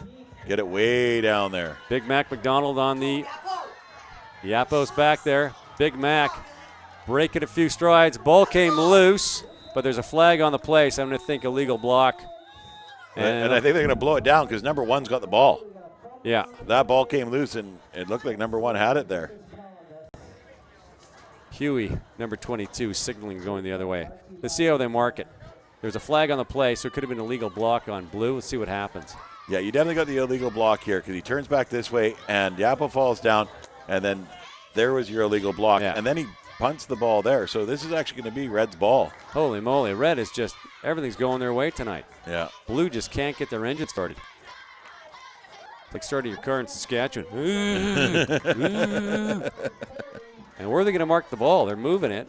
Holy moly. Not only they turn it over, but they're getting a penalty. I think it's going about the 20-yard line. Yeah, because the illegal block will still stand because it's a roughing penalty. Yeah. And so that'll still be added on to the outcome of the play. I don't think Blue wants this quarter to end because they fear what their coach is going to say to them on the sidelines. It's a terrible start to the game. Well, and you gotta look at it this from this point of view too. Is that it may be a terrible start, but you give some positive reinforcement. Yeah. And come out here in the second half and try and do the same thing back. Yeah. And there's your handoff. I mean, he had him. Look at that. Tyson Orgard is going to go into the end zone. Oh, he is. He's in the gone. end zone again. 85 had him. We got a flag on the play here. Flag on the play. What's going to happen? I think it's going to be a hold. I see the yeah. Oh, penalty declined. Penalty declined. That's going to be good. a touchdown. Yeah. Holy moly. I think they had 26-0. I think they had too many men on blue. I'm just trying to count down there right now. Just don't rub it in. You've got one. It's a lot of football. Don't touch me. A lot of football left to play. Yeah, they got 13 players on the field there, and they still do. Jeez. And now they got one heading off. Yeah. Braden McDonald's coming off. Totally disorganized. I don't recognize this team. And now They came out. They were loose. Red looks like they're short players here. They want to try this kick with only 10. There's the snap. 11. They're in there. Yeah, And they blocked the PAT. You forget to put the extra man on the field. Yeah. Wow. This is not what we expected this evening. Not at all. Not at all. Well, good on Red. I mean, they're playing absolutely superb football, and their blocking and their gaps are just phenomenal. Just phenomenal. They're giving their backfield a ton of room. 85 had him. Yeah. He had him, and he just couldn't wrap his arms around him, and boom, he was gone. Couldn't get a hold of him. Orgard had a head of steam going, though, too. He certainly did. So, that's hard to – it's like trying to grab a moving car as it's going by, you know. These guys are so strong and so fast in their feet. All right. We've got Red parents next to us in the booth here, and they're enjoying the first lead, the second lead they've had all season, and it's a big one, 26-0. Get them while you can. Last game of the season, it'd be great if Red won the game. Just get that one win and just feel great about yourself. Didn't you have to color your beard red last year, too? I did, yes. I think you need to forego that bet going forward. It's a friendly bet. All right. Oh, calling the huddle.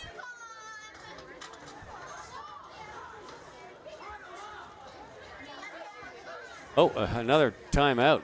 Yeah. This is worse than a basketball game, for crying out loud. Holy moly. Yeah, I'm not sure. I think it was Blue that called timeout. I know Red had called their two already. But I think Blue called the timeout here, and Red's taking advantage of it. And I think Blue called it to talk to the referee. Oh, is that what they did? Yeah, I saw Coach Fawcett talking to the head ref there. Oh, maybe that's what it is. All right. I think they got a few more plays left in them here, clockwise. Yeah, I thought I honestly thought the time we were a lot closer than that. I thought it was going to be the end of the half because it had been ticking along quite nicely. No big deal. Yeah. We got this. Hey, more football the better. More football the better. Correct, Amundo. Yeah, Blue has been hit by the injury bug several times. Jake Sondervang, our other big guy, twisted his ACL hiking a few weeks ago. Logan Duff, our number 2 centerman, cracked 2 fingers and sprained a third in practice. Blaze Cameron, of course, had the concussion. Looks like he may have a bit of a back issue this time. So it's the injury bugs just sweeping through both these teams, and it's hurting Blue the most right now. Okay, here they go. What's going to happen? And that's a nice kick. Braden McDonald poised. He's got the ball. Does he hang on to it this time? He's got some room. He's got some moves. And he's hauled down about the 47-yard line. But they're maintained possession, so that's the important thing. And that's the point we brought up a few times this season. Well, he fielded it cleanly, and I love what he does here is he just runs forward. Doesn't try and get fancy. Run forward, pick up those yards. So he fields it way back there. And he comes forward, does a cut there, and then gets upfield. He's already up 10 yards before he's touched. And it's a good 12, 13-yard run after the catch to move that ball forward.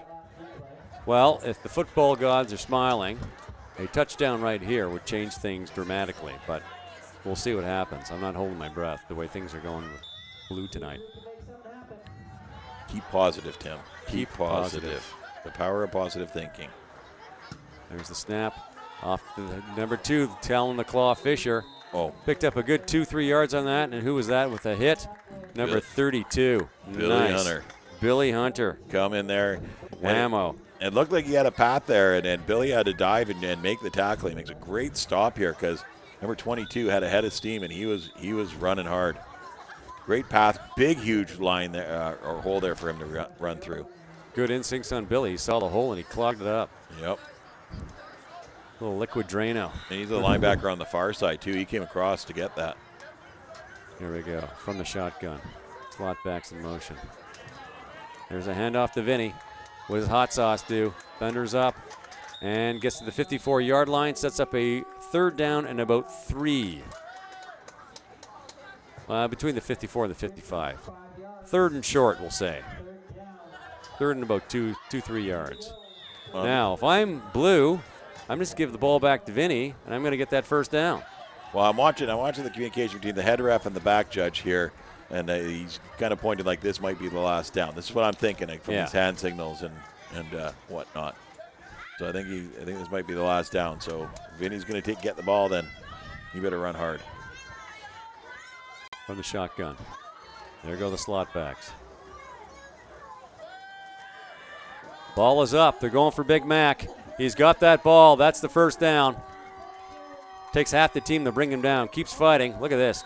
Blow the whistle if somebody gets hurt. Yeah, when you're stopped, he's not going anywhere. He can't get out of that. You got to blow the whistle. Yeah, see, last play. Last play coming up. He can't get out of that. He's just getting hammered after hammered after hammered. That's how somebody gets hurt. You got to blow that whistle a lot quicker, especially when he's not moving anywhere. I hear you. I know he doesn't want the whistle to go because he thinks he's going to fight his way out of that, but he's just going to get hurt. And they called the half. There we go. Yeah. All right, well, the Big Red Machine is living up to its billing, and they are just pouring on the steam in this first half. A 26-0 lead. Tyson Orgard, player of the half, just scoring all these touchdowns.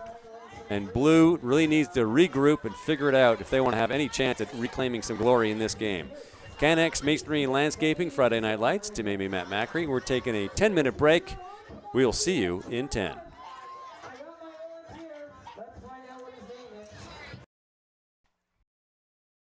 Everyone hear me? Oh, we're good. We can hear me on this one. What's your name there, young man?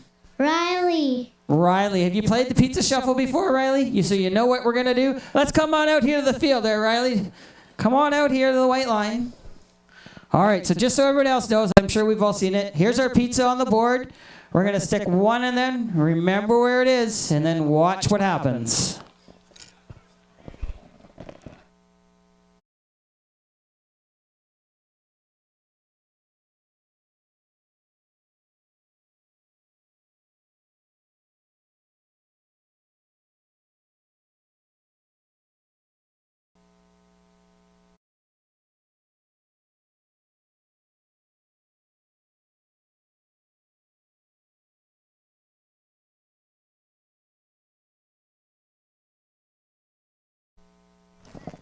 All right, it's all done.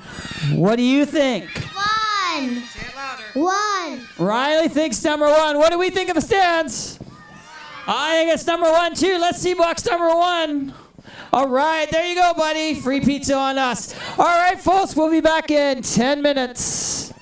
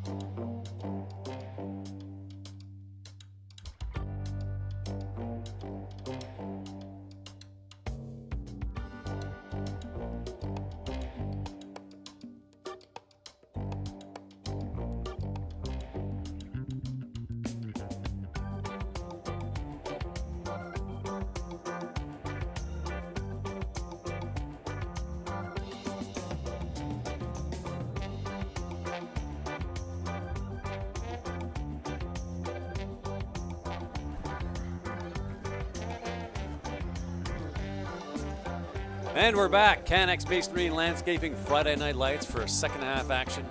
Team Amy, the incomparable Mr. Matt Macri, who's digesting his meal.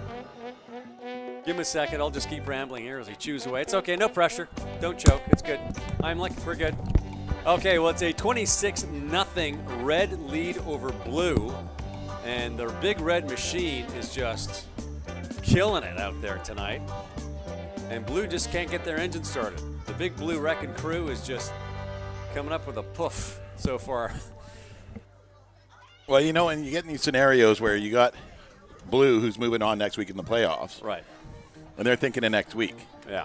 And then you got red. This is it. Yeah. And they haven't won all season, so a win would just be awesome for them. I guess they wish they did against a different team. That's all the editorializing I'm going to do for the rest of the night here. And I think this is the most point. I think this equals their points they've scored all year. Is what they've done today. So they've been limited to about 12, 15 points, I think. I haven't watched all the scores. Here's the big red kickoff. And that bounces out of bounds right about the 48-yard line, I'm going to guess. No, the 42-yard line. Fielded perfectly by Greg Fawcett. Greg Fawcett did a brilliant job on that. So they throw the flag because the kickoff goes out of bounds as if it's a penalty, but it's really not a penalty because they just mark it where the ball goes out of bounds. So I really don't understand why they throw the flag in the first place, but whatever. Well, you have the option to get a re-kick 5 yards back, but they never take it. There's like 14 different options when the ball goes out of. They just mark it where it goes out and just, right at the 45-yard line. So Blues got some decent field position as they've had several times over the course of the game. And let's see what they do here. All right, they got two men back. Slot backs on the line. There goes Vinny. There's the snap. And that's Braden McDonald breaking through. Look at this. Great defensive play. That saved a touchdown. Yeah. I'm pretty sure that was Parker Clark with that. Just got a foot on the ankle and holds him down at the offensive 45-yard line. So he picked up a good 20 yards on the carry. But, that tackle, or the 46-yard line, that tackle saved a touchdown because he was gone. Huge, because he was breaking away here, pushing bodies off, and he just goes down, gets that ankle, and doesn't let go. Perfect. Good defensive play. Excellent defensive play. Okay. 1st and 10 again, Blue, in the offensive zone. All the slot backs. Hands off to Vinny Bronauer, cutting to the outside. He's a tough guy to tackle. Breaks one tackle. Holds down. Not a bad bit of tackling by Red there. Picked up about a yard or two on the play. Vinny's not a sweep guy. Well, he's a power back up the middle. It looked like he was trying to get up the field, but Yapo stayed with him. He mirrored him nicely coming across here. And Vinny's looking for a hole, but Yapo's in his vision the whole way. And the other defender, number 10, comes in there and rolls off of Vinny before Yapo wraps him up and wrestles him down. Mirrors him all the way. I like that. So 2-yard gain on it, 44-yard line, 2nd and 8. Let's see how they set up.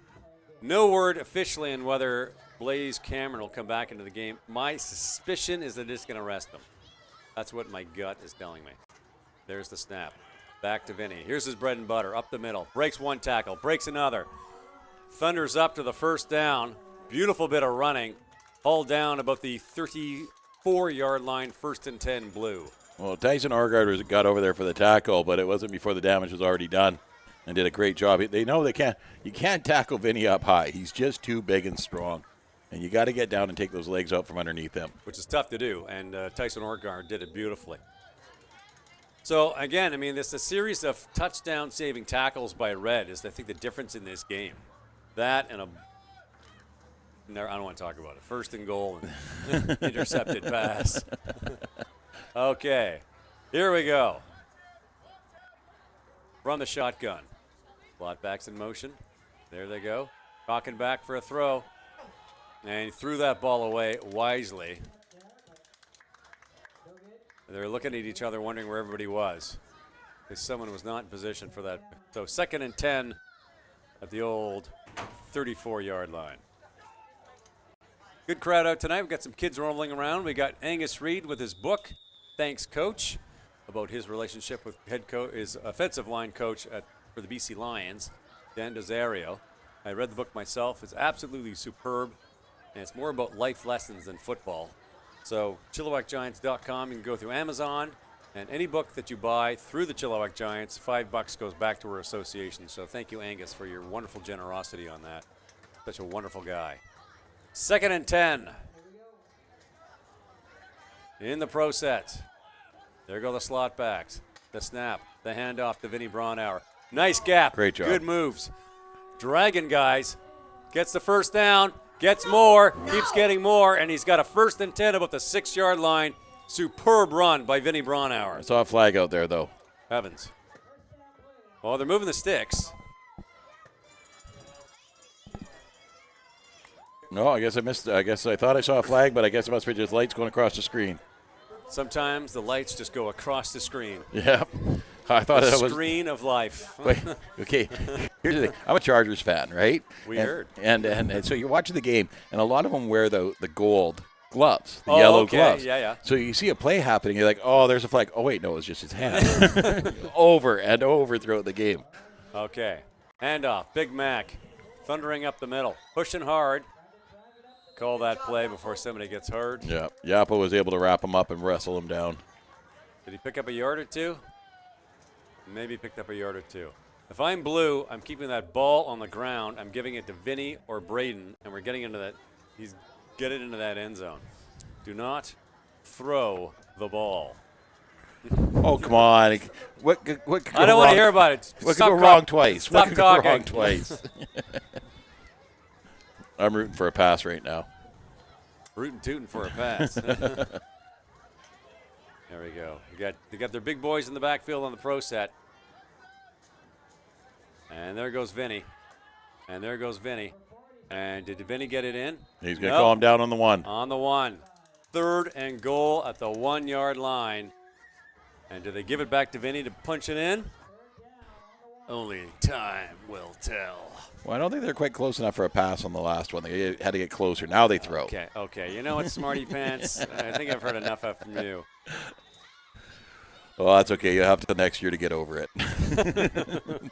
Well, it's a whole half of football left to play here. If they score, I mean, this is their opening drives. This is the perfect way to start the second half. But they got to score first. Been a bit of an issue. And they go to Big Mac. They go to Big Mac, and he's in. Yeah. Touchdown, Blue. 6 points on the board.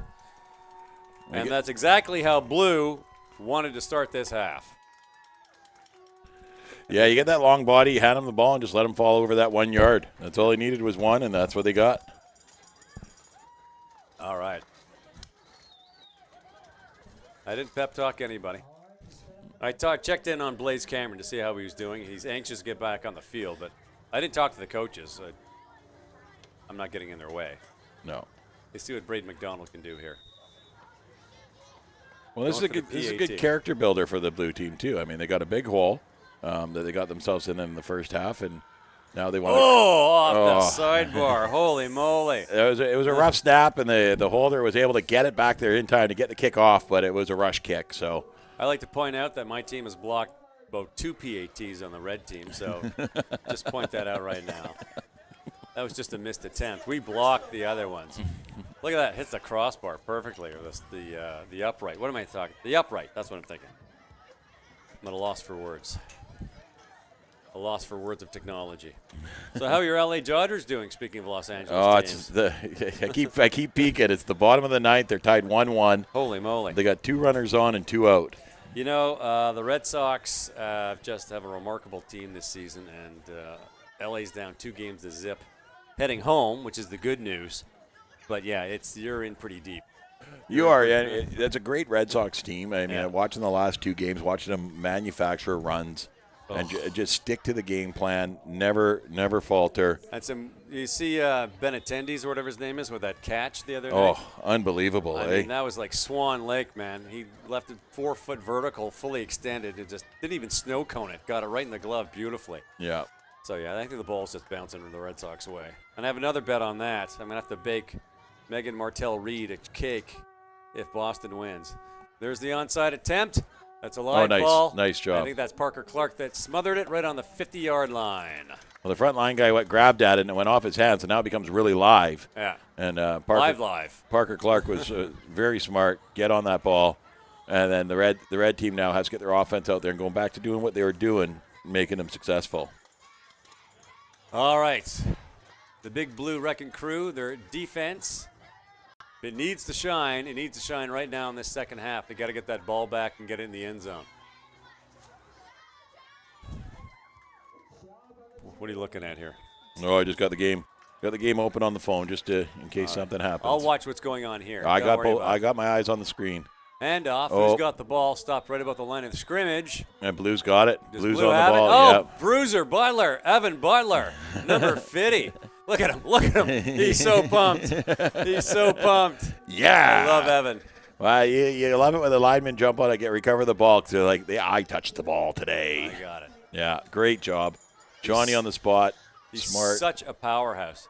He's a short, powerful kid that's very soft-spoken. Like, he speaks around a whisper, Yeah. and he gets on that field, and he's just the Tasmanian devil, man. He just loves it.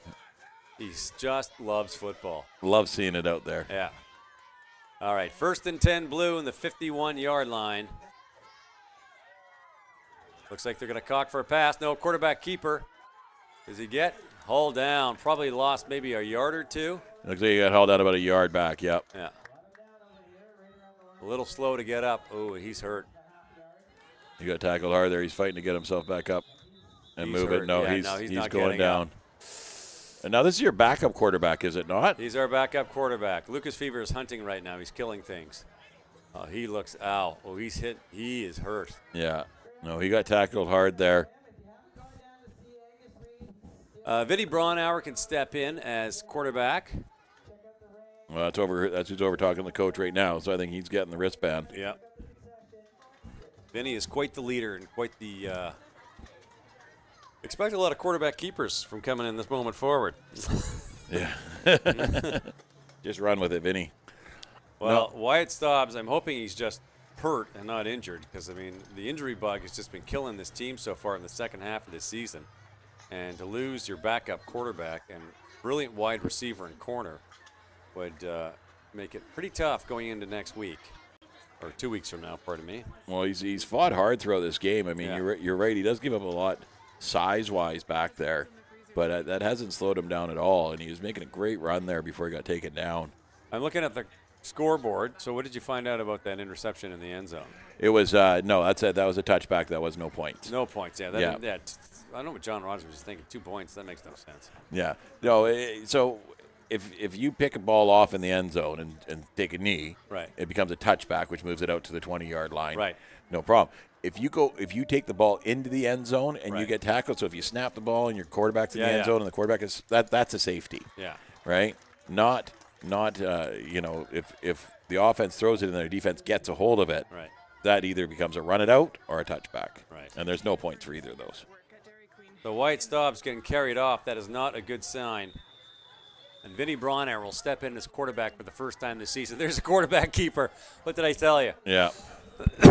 Do I call it or do I call it, Matt Macri? Well, I mean, I wouldn't getting the ball in his hands, keep him going. I mean, you're missing number 30 out there, who's definitely Game changer. a game changer. You don't have a quarterback now. It's going straight to Vinny. Well, keep it in his hands. Vinny's got a great arm, and he's done quarterback at flag level. Whoops, there's a bubble snap. No problem. He just picks it up, stiff arms Yapo Conte. Stiff arms somebody else. He's got the first down. All the way about the 20-yard line, but I saw a flag on that play, and I'm going to guess illegal block or block from the back. Either that or a hold. Yeah. Usually when you see a flag on that, especially on a sweep like that, it's going to be a hold, which is going to bring it back 10 yards. And they're conferring.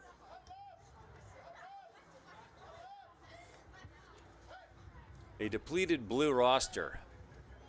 Yet another player on the DL. That's about 4 right now. They're conferring.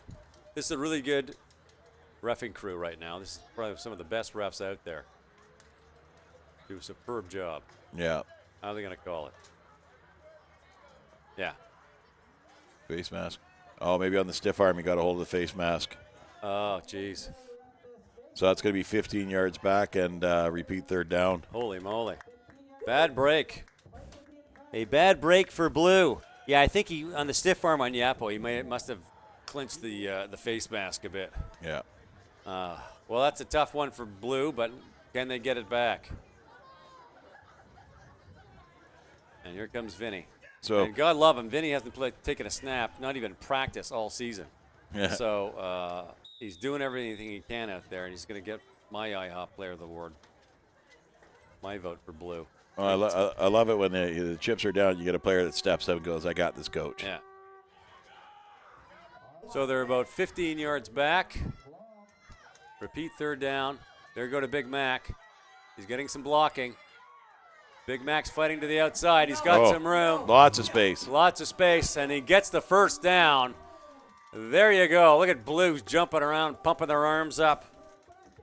There's a first down, Blue, and this is what Blue really needs. I mean, really needs. Well, and here's the great thing they did with Big Mac there is that they ran him to the outside. Look at he gets these strides going right away. Braunauer gets out there in front of him and lays a good block. Beats Overgaard to the outside edge, turns up the field, just keeps going, and it's Yapo that gets around there and wraps him up and takes him down. Vinny didn't even have to block because No. he just got that great. Here comes Vinny, quarterback keeper, thundering up the middle. He's still on his feet. I'm going to guess a good 8-yard carry on that play. It almost looks like it might be a first down again or just short of it. How are they marking it? Yeah, it's going to be second and inches. Second and inches. I'm kind of liking this quarterback formation. Nope. They're calling first down. First down. So the Big Blue Wrecking Crew is finding their mojo and making some yardage here. If they can get this in the end zone, we've got a game on our hands because they've all but cut. Ooh, just stepped on my cord. Here they go. Big Mac McDonald. He's got the first down. Still on his feet, getting whirly-burled around out there. Is he inside the 10? Yep. Down about the 9-yard line. That's closer to the 7 or the 8. No. That's a first and goal, Blue. And I don't know what the coaches said to these guys in the they didn't say much. Well, they did talk to them. That's not true. They did talk to them. First and goal about the 6-yard line. And I'm going to just say it out loud. Keep that ball on the ground. Run into the end zone. I'm not coaching them up here. I'm just pontificating. That's all I'm saying. Thinking out loud. And Vinny keeps the ball, thunders up the middle, and he's in that end zone. Look at that. Yeah. Falls back. Touchdown, Blue. No. Nope, they're going to be down on the 1. Holy moly. Down on the 1 one more time. One more time. No, it's all night long, I'm thinking. Yeah.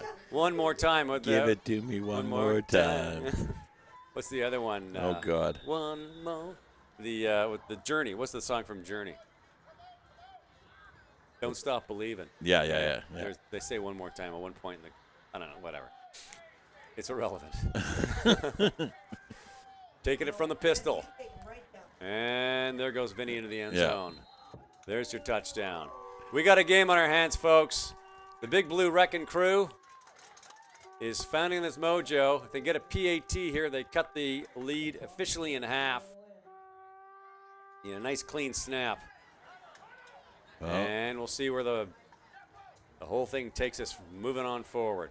It's amazing how momentum plays such a major role in these games. Yeah. Red had all the momentum coming out. I mean, 26 points in the first half. Suddenly, Blue has got some wind in their sails. Well, If they nail this PAT, it's going to be a little more juice in the old carburetor. well, they're not going to kick. They're going to go for the 1-point convert here. Not a bad strategy. They're Yeah. having a little trouble with the snaps. Yeah, well, I'm not sure who their kicker is too, right? Braden McDonald. Oh, yeah. And here comes Vinny. Just blocked for him. Good luck stopping Vinny on short yardage. Oh. And he's in. So there we go. Yeah. Well, they cut it in half. Literally in Literally, half. 26-13. Well, at this point too, Reds only had 2 plays on offense, right? Yeah. So, I mean, they got on their second play, they fumbled the ball, and the Blue team has had the ball the whole third quarter. Yeah. They Got scored on their opening drive, and then Evan the Bruiser Butler recovered a fumble on the first drive by Red. Yep. And it's been all Blue so far. Let's see what they do on kickoff. Do they go for the onside again, or they just boot that sucker and let the defense scramble and get that ball back?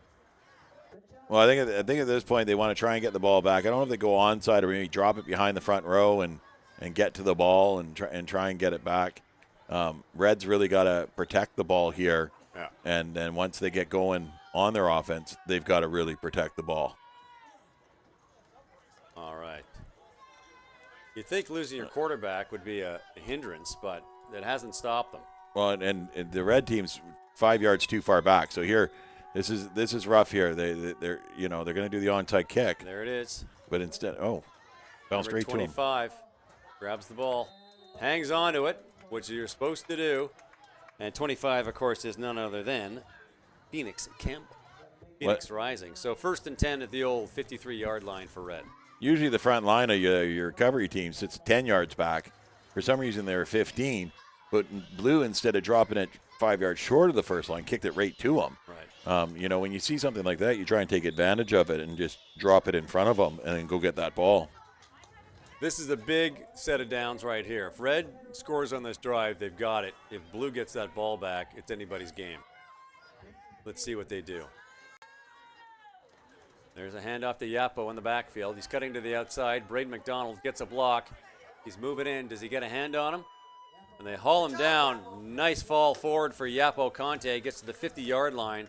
A good 7-yard carry. Yep. 2nd and 3 at the 50. Let's get these cords out of the way as I sit down here so I don't yank my headset off again. Pull yourself right back into the chair. Great job. Excellent job of diving forward there and getting those extra couple of yards. And that's a good, a good 3 yards just on that dive. Smart play. Smart kid, good football player. I formation, the snap. There's the handoff. Ball is up. He's got his man. Yes! No one is watching Parker Clark wide open yet again. And look at that. And he's Cuts gone. in right He's into the gone end to zone. the end zone. And I got Red parents rubbing it in right next to me here. Unbelievable. 2nd play in a row. They leave Parker Clark wide open. Yeah, that's it. You got to watch those guys. Those little guys get back there. Yeah. And Parker Clark's a gamer. I don't care what size he is. He's out there. He's going to play football as hard as he can. Super fast. And it shocked me. We caught it. If he kept going to the right, there was no one there. Yeah. But he cut back across the field to the left corner and had to make a couple people miss. Here he goes, and now he starts heading left. Well, you should have had right here, buddy. There was no one there. Well, what difference does it make? You got it in the end zone. Well, Yeah. true enough. True enough. All right. And he's still running.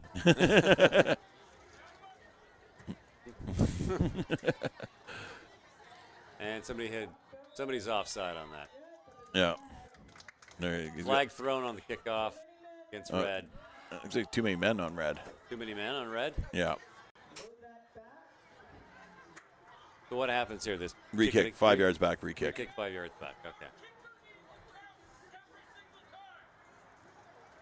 That play for Red is just working beautifully. Hand off to Tyson Oregard. You got Parker Clark wide open and right in the old bread basket into the end zone. Well, and this is one of the things that I say to the kids all the time. They're like, why are we passing? Why are we passing? Because we want to spread out the defense. Yeah. Why are we running? Why are we running? Because we want to bring in the defense, you know? You play them like an accordion. All right. Re-kick. Going for the PAT. Nice looking snap. And that sucker's good. So it's a 34-13 lead. Well, we got another flag. Another flag. Holy moly. He's going to go offside on the defense. Penalty declined. Kick's good. The penalty be added on the kick. All right. Yeah, they still get two.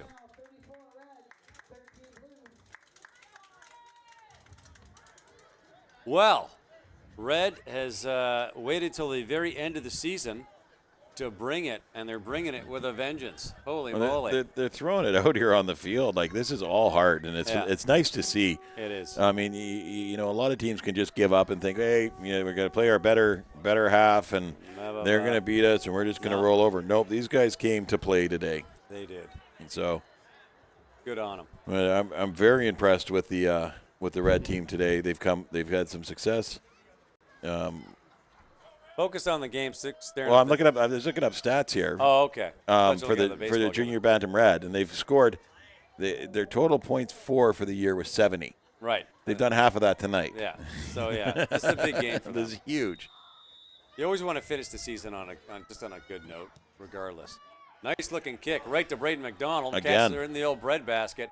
Yeah. And he's hold down at the 50-yard line. Ankle lock. Yeah. There we go. You got 10 yards out of it. Yep. I don't know if I'd keep kicking him. He runs well. I don't know if I'd aim away from him maybe next time. I don't know if it's by design or just the way it comes off the foot, but. Well, and you know what? The thing I noted with Braden out there is that he's watching where the kicker lines up, and then he's moving. Yeah. And he's reading where the kick's going to go. That's a smart football player, a smart returner, because he's seeing, you know, the line that's coming off the foot and prepping himself for it. Okay. Blue offense. Can they get it into the end zone? Let's see what happens. Vinny Braunauer at pivot. One quarterback's hunting, the other one's hurt. And they hand off to Braden McDonald up the middle. And there he thunders, and he picks up 3 yards. But here's one of the problems that you have when you got one of your running backs hurt, and your other running back playing quarterback, is now you brought your best receiver in to play running back. Yeah. You know, Braden McDonald does a great job. It eliminates half your offense for those big high passes, because now you're handing him the ball instead of throwing it to him down the field. Well, they're limited. I mean, Wyatt Staubs is a brilliant wide receiver. Lucas just isn't here today. Yeah. So a lot of times they throw it to Wyatt, right? Yeah. But Tyler Kelly's got a blown hip. And off Big Mac not Big Mac. First Vinny down. Gets the first down. I'm getting my people too many B's in the backfield. Braunauer, quarterback keeper, first down, 1st and 10 to the 48-yard line. That's the end of the third quarter. So Tyler Kelly got hurt against Langley last week with a blown hip flexor. Oh, man. So there goes your outstanding slot back, corner, everything. Yeah. Lucas isn't here, so that means Hewitt, God, I'm losing my mind. Staubs had to take over as quarterback. Yep. He's injured, so he's out. So, I mean, it's just the walking wounded out there. Yeah. And you're right, it just limits what you can do. Vinny hasn't thrown a ball all season, so. But he still hasn't. I mean, he's playing, doing a great job on running the ball, but it's really quarterback keeper or giving it to number 89. Yeah. I'd love to see them have 89 run out of the backfield and Vinny roll out and do a pass to him. He has thrown the ball this season because he gets the handoff in the backfield, then he throws it. He threw a touchdown against us, yeah. Yeah. Oh, there he goes. He's looking for somebody. He's got some room.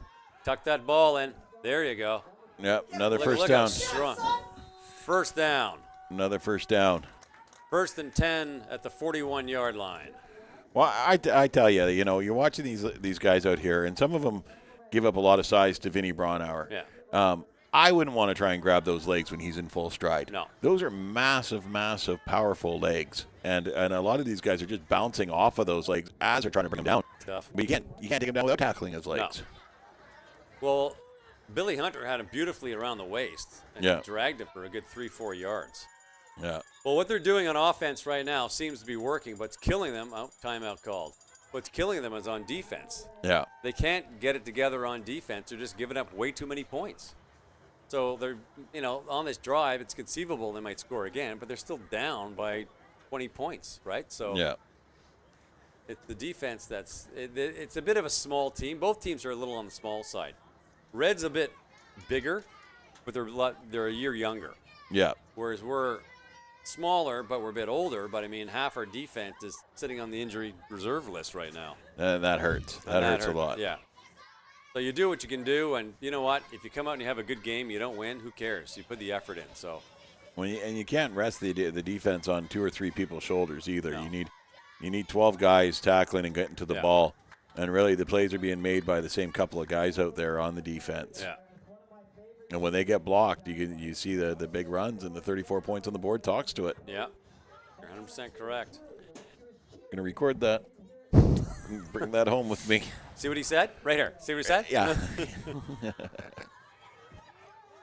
All right. 1st and 10, about the 40, what am I saying? 36-yard line, pardon me. Got 2 men back. There's the snap. They're blocking for Vinny. He's holding on to that ball. They're going to be doing this all night, my friend. Oh, Still on his feet. He's just pushing, moving the pile. Just what a power back. Look at that. Wow. So strong. And he doesn't really get tired either. That's the scary thing about Vinny. He'll carry that ball all night, the whole game, and he doesn't really tire out. He brings it every single play. Like everything he has, every single play. Yeah. No, and you like that about kids like that, and they come out and they work hard. Yeah. Every game, and you love seeing that.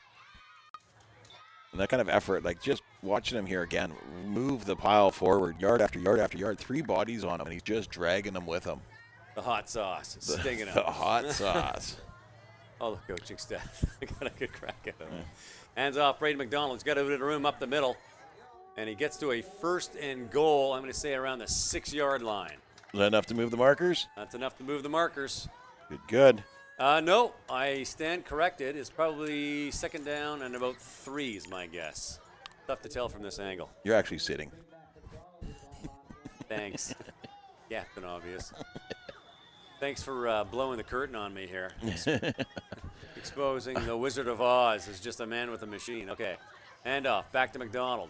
Oh, nice job in the wrapped backfield. up in the backfield. Great job, 32. Billy Hunter, to get in there. Nice.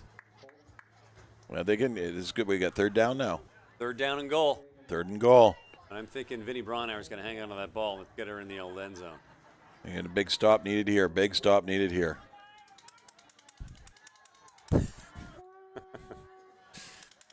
We're having fun up in the old tower here today.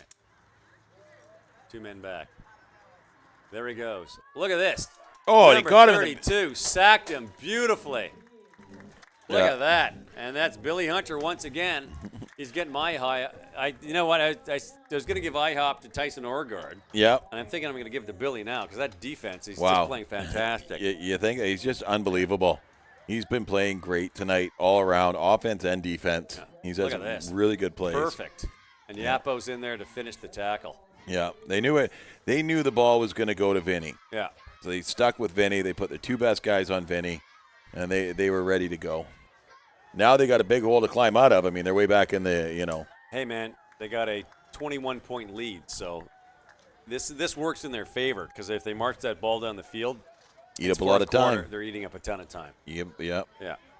Well, good on Red, man. You're having an absolutely superb game. Like, really, really bringing it. So the kids are out there having a blast. So good on them. Yeah. And this is great for the coaches too, because they've been telling these kids all year long, you can do it. Yeah. And here they're doing it, and now it really showing that you guys got it. And big dog pile up the middle, handing off to Yapo Conte. No doing. He got a couple yards out of that, didn't he? Doesn't look like it. They're not moving the stick, so I think he just stopped them right on the line of scrimmage.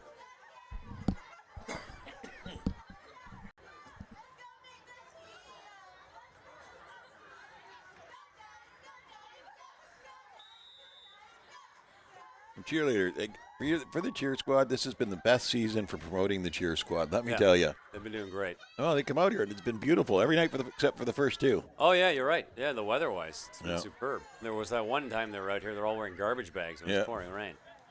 There's a handoff in the backfield, keeping that ball. Ooh, dodges one in the backfield, breaks another tackle. Look Oh, at him now go. he's You gotta gone. be He's kidding all me. over the place. Yep. Ball Oh, down. Braden McDonald holds him down. I'm trying to get the yardage on that. Or both the 30-yard line. yeah. Just pounded right. Billy Hunter's mom's next to me here, just pouring the hot sauce in my eyes to add to the sting. Oh, and he's taking a knee, so somebody just got hurt. Yeah, Braden McDonald came over top of him pretty hard. He had the ball in his belly, so he landed right on top of it as well. So he's going to take a minute to catch his breath there. He's holding the back of his leg, so maybe he got a little bit of a tweak. Yeah. That's Billy. We got Billy, the Billy Hunter fan club up here in the booth with us. Founding member. Founding member. He's the founding member, correct. She was there from the very beginning. Yeah. Holy moly. That's too funny. I mean, these are the games we look for. Like, we both came in here thinking, Blues the powerhouse. Yeah, they've had a better season. Red's been having a tough year. Oh, he's walking off. He's fine. Yeah, there we That's go. Good. Oh, cheer. we played the red team last week, and Billy got tackled, and he went down hard on his neck. And I thought for sure we were calling an ambulance. 5 plays later, he's back out on the field. Like that's one tough kid over there, and he plays hard, and he just gets right at it. Yeah. There's your handoff in the backfield. I'm getting my Billy Hunter fan club card filled out right That now. was Phoenix Campbell stuffed just inside the line of scrimmage, so they lost about 3 yards on the play. Yeah, Blue needs to get the ball back here if they want to get at least one more score to make this game respectable. Well, that clock's ticking away, so. It is. They're not going anywhere near those sidelines, man. They're going to keep that ball up the gut the whole time. Yeah. Try and get another first down. They can keep moving these sticks. They'll be good to go. Here we go. Pro set in the backfield. The snap. The handoff to the outside. Yapo Conte held down. Who's that? Evan the Bruiser Butler. Well, that was all made by Braden McDonald there. You see on the replay here. Oh, Yapo's having a little slow to get up. Yeah, he hurt his hand. Yeah, he hurt his wrist. Bruiser is a solid kid. Yeah, I think he's tried to stiff arm the ground as he was going down. Yeah, that doesn't look good at all. Yeah, Yapo's very tough. He sprained an ankle last week, and nothing happened. Oh my goodness. Okay, so I had a direct line of sight of that. Yeah. Right, and his toe got caught in the grass. Ooh. And I thought his leg snapped in the shin. Oh. Like just the way that it folded. Ooh. And then I was talking to Coach Sean Dallas, who went out there, and he's feeling the knee. And Yapo goes, no, Coach, it's my ankle. From his angle, he thought it was the knee. I thought his leg broke. No, it was his ankle twisted. Yeah. But he got caught in the grass as he was being brought down, and the body fell over top of it. I did not expect to see him playing today. Yeah. But, he was at practice Tuesday, Thursday, and his legs were fine. Yeah. So, thank goodness. No, he just gave the ground a stiff arm. You got to watch out for that. The ground doesn't forgive. No, he probably jammed his wrist. Yeah. It would be awful if they lost Yapo in the fourth quarter here. I mean, it's the last game of the season. Who cares? But you want the kids to finish the game and be on the field. When Braden McDonald went in on the blitz there, the O-line stood up and took him and let number 50 there go. Yeah. And he got back there and wrapped Yapo out right away. No one blocked him. No. Yeah, smart move. I was watching a game against, I think it was Langley last season, and they're getting beat. And number 50 there, Evan the Bruiser Butler, got a hold of one of their thin, sort of quick, wiry running backs, wrapped him up, and just power slammed him right in. They took the kid off. He just pancaked him in. He's a really solid, strong kid. And, he's not going to run the 50 very quick, but he can run the 10 or the 5 super quick. Yeah. And he gets his arms wrapped around you, and he's so strong. It's tough to get away. Well, whenever they got linemen running laps, I'm thinking to myself, why are you making them run more than 10 yards? Yeah. Hey, they don't need to do better than that. No. But it's tough, you got to get the old. Yeah. You want to get the warm-up going, just get their heart going. But, yeah, that's not good. You got both trainers and the head coach out there looking at the wrist. They're two big kids. There's a lot of weight there, right? They're both pretty solid, so to fall on that wrist. Oh, it's the leg again. He's limping. Oh. Look at that. He was holding his wrist, but it looks like maybe his knee probably fell asleep just the way he was sitting. There's Braden McDonald giving him a big pat on the top. Yeah. So third and probably about 15 as Yapo Conte gingerly walks off the field. Well, in the last 3 plays, we saw Billy Hunter go off and Yapo go off, and those are their 2 big guns. It is. So someone's going to have to step up here and make a play. I think it's going to be Tyson. I think number 2, Tyson Orgard, is going to shine right here. That's my pick. And they also, of course, they have the king himself, Mr. Clive Kingma, who has blinding speed. So there's another option if they have to throw the ball. Well, you see number 1 up front, the far outside. I think I go for that pass. Clark, yeah. Parker Clark, go for that pass play again. It's worked quite nicely. Beautifully. Twice for touchdowns both times. There's the snap. Running to the outside. Oh, great job. Great job. Oh. And there is the touchdown-saving tackle by Braden McDonald. I don't know if he got enough for a first down. No, he didn't. He So didn't. it's a turnover on down, so a good lucky break defensively for Blue. A sack, and now Braden McDonald gets his arm out just enough to force a turnover on downs.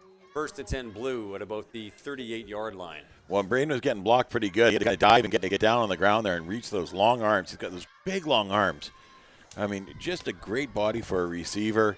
You're saying he was playing basketball this year? Yeah. Oh, I could see how he'd do well at that sport. Yeah. Oh, yeah. He's just a good athlete. Like, he just loves the competition. Yeah. So he doesn't only – it's not that he just gets it naturally, but he pushes himself as well.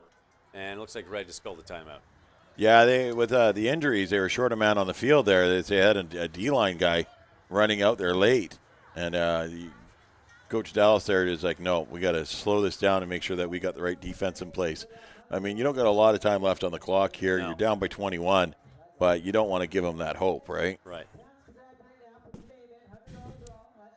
going to take this Kleenex that's being handed to me, and I'm going to hand it back to the person who's handing it to me.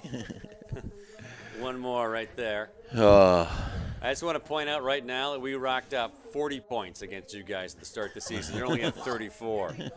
Okay, so there you go. Get a little bitter in here. Hot sauce. A little hot sauce.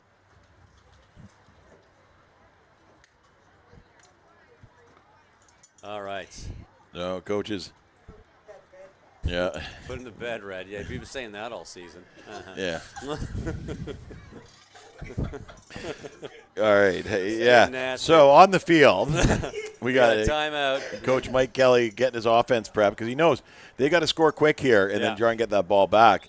And Coach Dallas is over there going, let's go, D. It's all on you right now. Yeah. Stop them here, and we get the ball back, and we can just run this out. Yep. Hopefully Yapo's okay. Hopefully Billy's okay, and they can be back out there in a couple of plays. Yeah. Although I would, at 6 minutes ago, I would just sit them there. Handoff, quarterback keeper. Look at that. Thunders through the O-line. Stiff arm to the outside. First down. Still moving. Good job. 15-yard line, and that's Tyson Orgard. Another brilliant defensive play.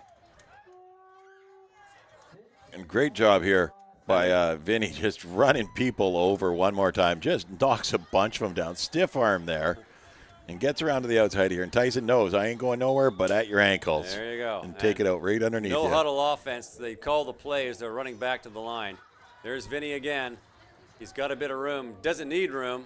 Thunders up. Makes his own room. Look at this. He's going to the end zone. In the end zone. What a touchdown. What a play. Holy moly. And they knew they had to score before Billy and Yapo got back out there because Billy and Yapo were shutting it down, right? And all of a sudden, the JB Red cheering squad here is burying their face in their hands and not having so much fun anymore. Doesn't feel too good, does it? It's not over till it's over. It's not a game until you're on the edge of your seat. Oh, is that what you're doing? Okay. It's for the crowd. Okay. Now, PAT. This is a big PAT. They need to get this right. Get those 2 points up there. And there's a good snap. It's clean. No, they blocked it. Beautiful job. Beautiful job on the block there. Still, they got 6 points on the board, 34-19 with about 5 minutes to go. Oh, that was the return of Billy Hunter, too. He got his hand up there and knocked that ball down. There is a flag. So I think it might be an offside on Red. Take it again. Yep, so you go half the distance goal line and then redo it again. Offside. Red. Yeah. No biggie. Half the distance to the goal.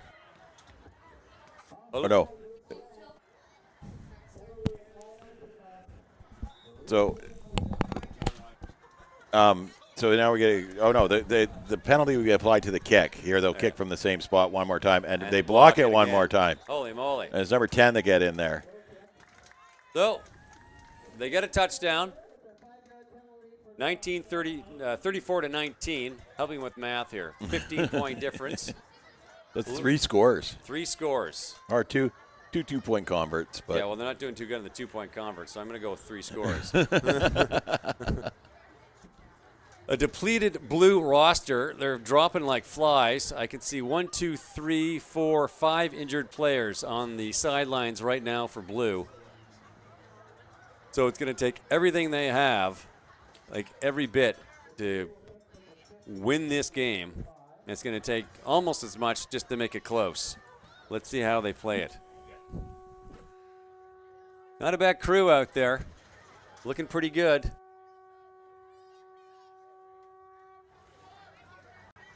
you had a good turnout tonight. It is. Their last Friday Night Lights. Yeah. You'd think they'd all want to be at home listening to the sound of my voice, but no, they're here.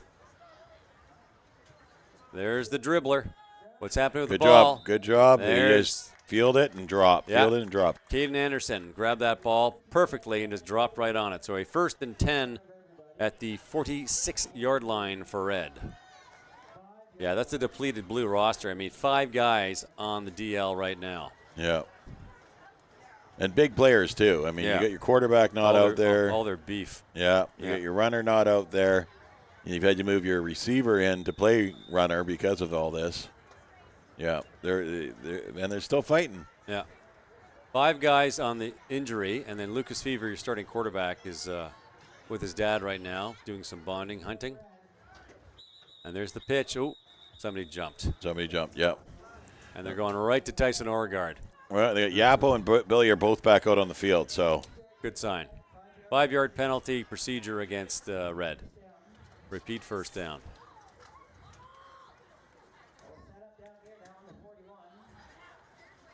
All right, see what this depleted Blue roster defense can do. Both teams have been hit hard by injuries this season, both teams. And we both started off about 23-man rosters. Yep. They lost 2. We lost 2. Then the injuries showed up. And we're both about 18, 19 kids right now, so it's tough. Well, and that's the seasons look great in the training camp, but then the injuries come and the people get hurt. Nice reverse. Handoff number 10 in the backfield. He's got some room. He's on the move. Nice. Hold down, and I'm going to say illegal block. Yeah, it looks like there's going to be an illegal block here. There's a flag. Big hit on number 10 there. And that's Carter Dallas, who normally plays quarterback. Yep. But is in the backfield. And number 66, Brody, the Killer B. Monroe, if I'm not mistaken. No, Jake Wood. Pardon me. Jake Wood's limping a bit there, but he seems okay. Yep. But looks like we can go back another 5 yards here. Illegal block. No, it's going to go back 10 yards. Still first down. All right. So it's going to be a bit of a break for Blue on that play, but anything can happen with this explosive backfield that the Red Machine has been displaying all game. Well, and here's the thing is they're still first down. Yeah. And they're eating time off the clock like hungry hippo. Yeah. So I mean, it's not a bad thing going on right now. It's not. It's playing right into their wheelhouse. All right. Slot backs in motion. I formation. There's the snap. There's the handoff. Stopped about the line of scrimmage. There's the whistle. Yeah. I don't like calling it stop the line of scrimmage because suddenly what happens, someone just breaks free and takes off. But, yeah, looks like they smothered them. So a 2nd and long here. I don't think they have a kicking game or a punting game on Red, so they probably go turnover on downs is my guess. Yeah, they're going to play all 3 downs, and they're going to drag out all 3 downs as long as they can. Oh, for sure. There's like 3 minutes. I haven't seen a 3-minute warning yet, but we're pretty close to it. Blue's not coming back in 3 minutes unless they just miracle comeback. There's the ball is up. Picked off by Braden McDonald, and actually works the Red because it's. Well, that was only 2nd down, so they could. Only 2nd down. Yeah. So it would have been a decent punt if it was 3rd down, but they could have kept going for a little bit longer. Stop the clock. Yeah. I think the difference for Blue in this game is they are all excited to have Blaze Cameron back, and you've said it before, they're a different team when he's on the field, and he got injured, and he's coming off a concussion, and you just don't want to mess around. So, yeah, just let him sit Let them heal some more. They got a playoff game coming up November 3rd. No time to mess around. So you should be keeping an eye on the game tomorrow as well. Vinny Braunauer out of the backfield there on he the goes. handoff. Cuts to the outside. We got another flag. Thunder's down all the way to about the 12-yard line, but how are they going to call this? Yeah. I think this is coming back. It looks like it's going to be a holding call. Well, the blue coaching squad is indicating that the ball keep moving, so I'm going to wait for the official term and find out. They're marking it. No flag. No, No flag. waved it Yeah, off. Waved it off. Clock still running? Yeah, clock still running. So, I mean, they got one more touchdown. That gets them to, say, 25-34. They're down by 9 points.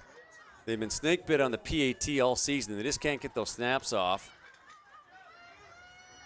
And it's been a difference maker in a lot of games. Handoff, Braden McDonald in the backfield. Thundering up, pushing hard. Gets it inside the 5-yard line, I'm going to say. It's a little bit tough to see. Yeah, he's going to be right close to the 5 there. And they're pretty much on the 2. First down is like the 2-yard line, so there'll be no. They're not going to be going for a first down. They're just going for it. Not a bad second half by Blue. They've actually closed the gap a bit. There's Vinny Braunauer, the quarterback keeper, and I'm guessing he's in the end zone, and there he is, another touchdown. So another 6 points, a 25-34 lead for Red right now. And Blue is just fighting for the respectability in this game, and the Red cheering section is kind of quiet all of a sudden. Yeah. I have to say I'm enjoying the silence. I'm appreciating the silence. Do I have an injured player or someone's taking a knee here? Or are they just getting up for the PAT? Yeah, no, someone's on the ground there with the helmet off. 60, is it? Number 60 is, I'll tell you, Aiden Parks. And he's got his helmet off and he's taking a knee, so.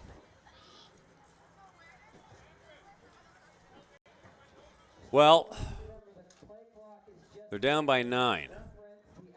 If they luck out on their PAT, they're down by 7. It's conceivable they can make a comeback and win the game, but I'm not making that call. Conceivable. Conceivable. Thank you, Wallace Shawn. Aiden Park looks like he probably hurt an ankle or a foot there. He's limping a bit. Okay. Let's see what they can do in the PAT. It's snake bit them all season long. We played our first game against Langley. We missed all 4 PATs. That's 8 points we lost. So it's a bit of a frustrating. And we practiced it. But you got to plant. It's a very precise play, right? You got to plant that foot. You got to have the perfect snap. You got to. A lot of things have to happen to get an extra 2 point through the uprights. Of course, we start missing them. You put a lot of pressure on yourself, and there it is. So blue. Pardon me. Did they mark it? What happened? There's no signal that was good. Look from this angle, it looked like it went through, but I'm not sure what happened. We've been wrong before. I don't think it was blown in. They're lining back up. I don't think it was blown in yet. That was a practice one, and they got it. Yeah. Okay, that's a good omen. Okay. Now I really want them to come back and win this game because there's the giggling going on. There's the snap. There's the PAT. Did he do it? No. It chipped off somebody's head. I thought it was going to chip off a head and go in the upright there. That's what I thought so too. So 9 points. That's 2 scores. No matter how you cut it, that's 2 scores. And I'm not sure there's a lot of time left on the clock. I don't think we're 100% here. Oh, they're lining up again. Let's go for 3. Third's a charm. There must have been a penalty. Flag over there. Right over there. Somebody was offside. Yeah. We got all night. The good news is the clock isn't running, so. There's a snap. There it is. Got the PAT. 2 points. Now it's a 7-point lead. Yep. Now it's a 7-point lead. If Blue's lucky enough to get that ball back, they conceivably can get it in the end zone and win this game by a point. But I'm not betting on that. Every time you say inconceivable, I'm thinking of Princess Bride. Yeah. Inconceivable. Inconceivable. You would beat my swordsman, best my giant. They have that little debate about whether he switches the glass. Yeah. Good old Wallace Shawn. You ever seen My Dinner with Andre? You ever seen that one? Oh, years and years and years ago. Yeah, he was a little cerebral, but it's still a good one. Yeah. Wallace Shawn. He just turns up all over the place. Yep. All right. Blue is scheming. They want that ball back on the kickoff real bad. I'm guessing we got about a minute to go. Look at this. And Keenan Anderson smothers it again. Yep. Just get on that ball. Smart move. Getting 5s from the team. Good job. Good job. That's all you got to do. That's all you got to keep possession. Yep. 3-minute warning. We just got the 3. There's 3 minutes left to go on the clock. 3-minute warning. Holy smokes. There's lots of time, so it is conceivable. It's conceivable. I'm not banking on it, but it's conceivable. It'd be quite the comeback if they came back. I mean, if they can keep them off the score clock, Blue, and just keep it at the current score, they can walk out the field feeling pretty good about themselves. They're down 26-0. Yep. So they fought back. They definitely won the second half. Yeah. But it's not over yet. Bubble snap. Bubble snap. Tayson Oregard. Braden McDonald in the backfield, and he hung on to it. That was dangerous. Yeah, that was very dangerous. Yeah, that was very big for Red to keep on that ball. And who's number 52 for Blue? Tyler Bergen, the bulldozer. He got in there and just messed things up, and Oregard ends up with it. Yeah. But McDonald was able to get a hold of the back of that jersey, and he's like, no, you're staying here. Yeah. So it pushed the ball back, but, that means nothing, right? One good snap, one good block, and they're charging all the way into the end zone. We've seen this all night long. So another timeout. Another timeout. Again, it's worse than basketball. Last thing Red wants to do is turn the ball over now. The last thing they want to do, because their offense for Blue has been clicking with Vinny at quarterback just thundering up the middle. And it's been the two Bs, Braunauer and Braden, in the backfield. And the last thing Red wants is those two guys getting the ball again. This is getting good. There's a little bit of tension in the room here. I'm enjoying this. At halftime, it was such a blowout. It was 26-0. It was the exact opposite of what you expected. Yeah. And then Blues come back on fire in the second half. I'm enjoying the silence. I got to say that much. Yeah. All right. High snap. Oh, he ducked under one. He's still on his feet. He's pushing forward. He picked up a few yards on that. No, I think he just got back to the line of scrimmage. Not even. Yeah.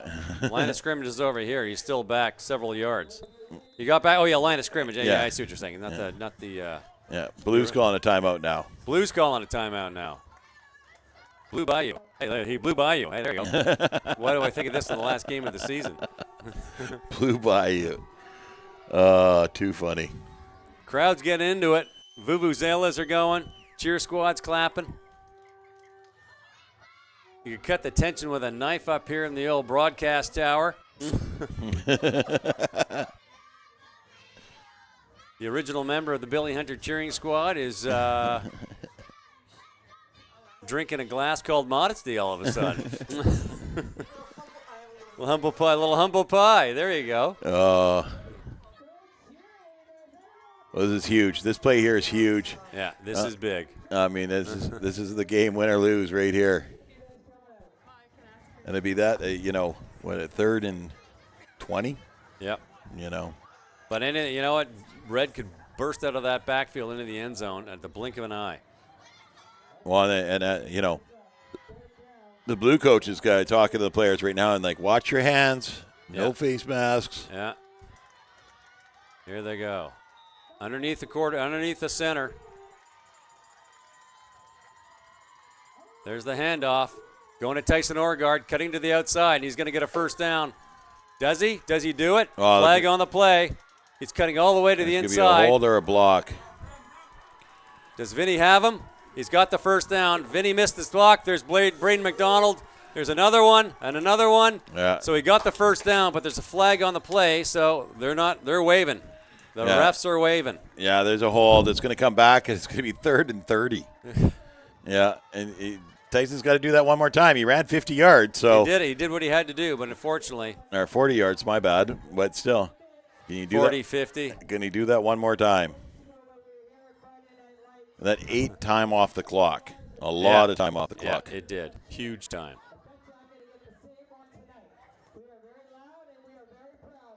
There's John Rogers up there. Get the crowd into it.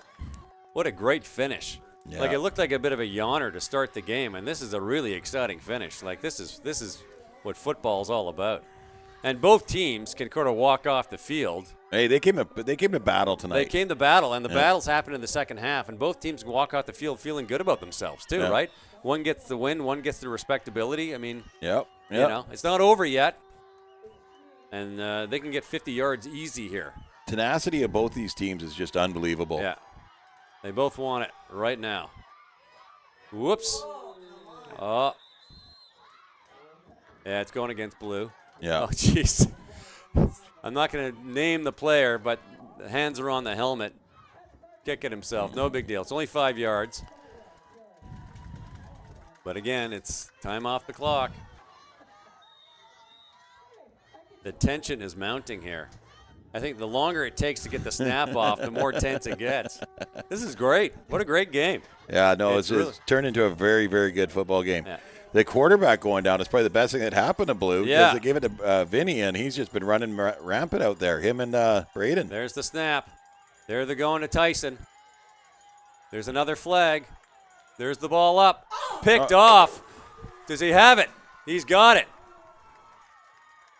Ball's going the other way. The blue bench is jumping up and down, but there's a flag down, so what's going to happen here? Nobody's moving anything. Nobody's moving anywhere. Pardon me for my coughing break there, if you heard it on the mic. Yeah, going against red, penalty decline, blue ball. Got about a minute and a half to go. Can blue get into the end zone? This is the deciding factor. Can blue get it into the end zone? If they can do it, they can win this game. And that would just be a miracle comeback. A miracle comeback. Wild, wild game. What a great game. This is so exciting. Like I'm a bundle of nerves up here. Well, it's going to go, You keep that Kleenex? Do you keep that Kleenex? You got it handy? Okay. We'll share. Red's getting a penalty. Procedure against blue. Yeah. 5-yard penalty. The Kleenex is up for grabs. It's the Kleenex bowl. Who's crying afterwards? Who's crying now?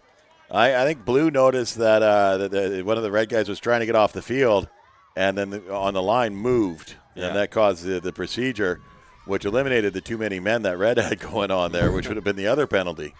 All right, here they go. Vinny holding the ball in the backfield. Thundering to the outside. Breaks one tackle. Breaks another. On his feet. Didn't get the first down, but he got that ball moving. And did he go out of bounds?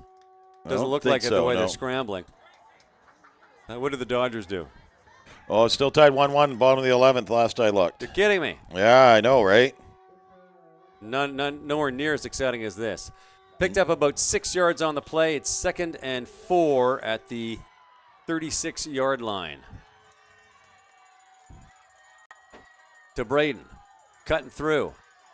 Thunder's up. Picked up a few yards on the play. I think he's going to get the first down out of this one. He's going to be really close. Pretty darn close. Yeah, he's right on the marker there. Pardon me. Oh, backing it up a bit. Clock's running. Yeah, first down. So they're giving him. They got the first down on that one. Clock's running. Well, what's red gonna do? What's blue gonna do? And he throws the ball up. Big Mac. Oh, and he got it. Catches the ball. He's still on his feet. He's fighting hard. He's still rolling. Look at that. Oh, inside my goodness. About the 15-yard line. What a play. That was gutsy by Blue. Yeah. Really gutsy play. About the third pass that Vinny Braunauer has thrown all season. And he connected on his target. I'm guessing they're going to keep that ball on the ground and just thunder up. It's a 1st and 10 about the 11-yard line. This is tense. A touchdown and the PAT wins it for Blue. There's Vinny. Cuts to the outside. He's got a few people on him. He's not down yet. He's pushing hard. Is he inside the 10? He's definitely inside the 10. There's minutes to go on the clock. No, there's seconds to go on that clock. Minutes, seconds. You're right. Pardon me. Seconds to go on the clock. I'm thinking 2 downs max here. Yeah. And they're down at the 5. They're at the 5 or 6 yard line. She's put her keys in her pocket. She's running out of here. She ain't getting hazed. Yeah. Well, this has been a superb game. I mean, what a finish. Regardless what happens. This is Scoring's only the first half, though. Yeah. They got to get the extra point, and they got to kick the extra point, too. Got what they've had trouble with all season, all game. Whoop. Yeah, that's going back 5 yards. Who moved? Left tackle. Jumps right back. There you go.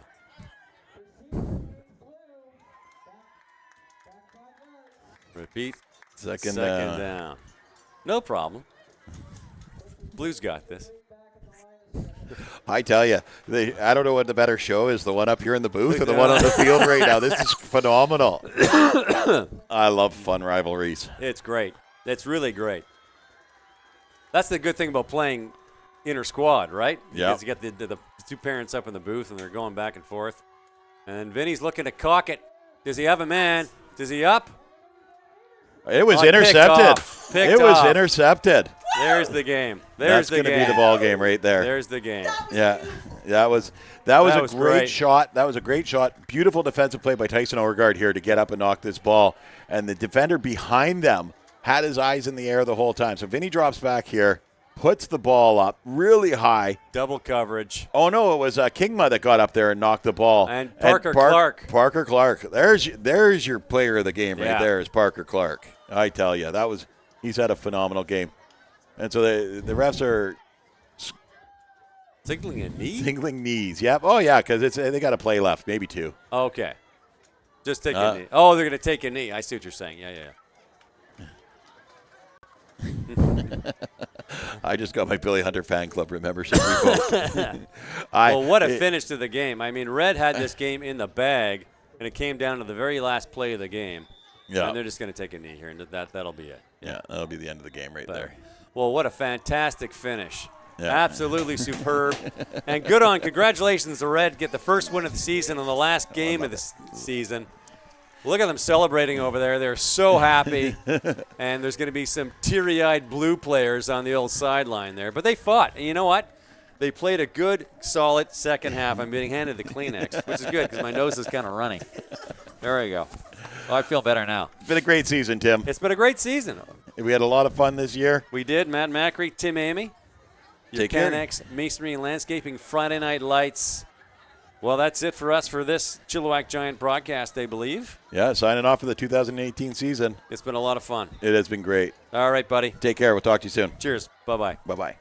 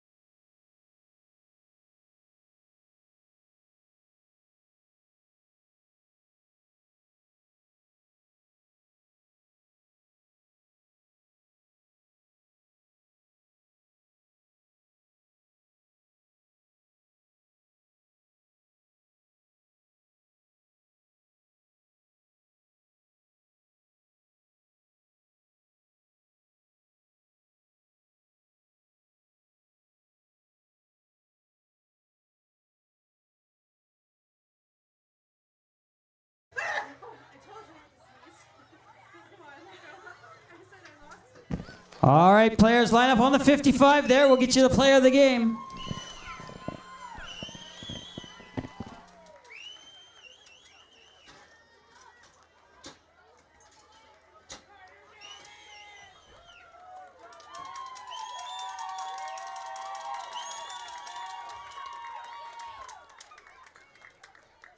All right, what a finish.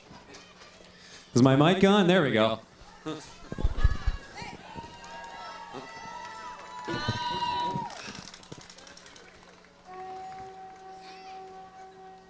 All right. Well, let's get a big cheer for one hell of a football game. That was fantastic. I'll do it. I got it. All right, well, Blue battled back in that second half and did great, but the night belongs to the Junior Bantam Red Giants. What a win. Congratulations, guys. That was superb. And I just need to confer with coaches for 30 seconds here.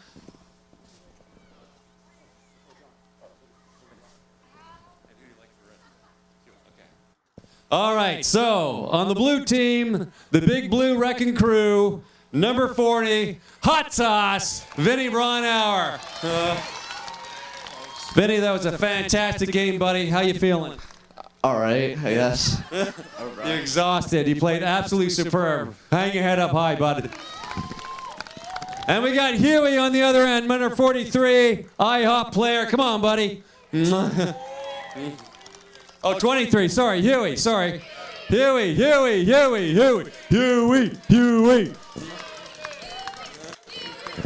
Sorry about that.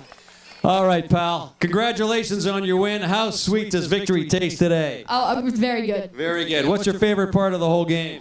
Smashing and passing. Smashing and passing, ladies and gentlemen. Great job. All right. It's one of those games where everybody wins. Thanks so much for coming out. Our final game for Friday Night Lights was just an absolute firecracker. Hats off to both these fantastic teams here. See you next year, folks. Wrap it up.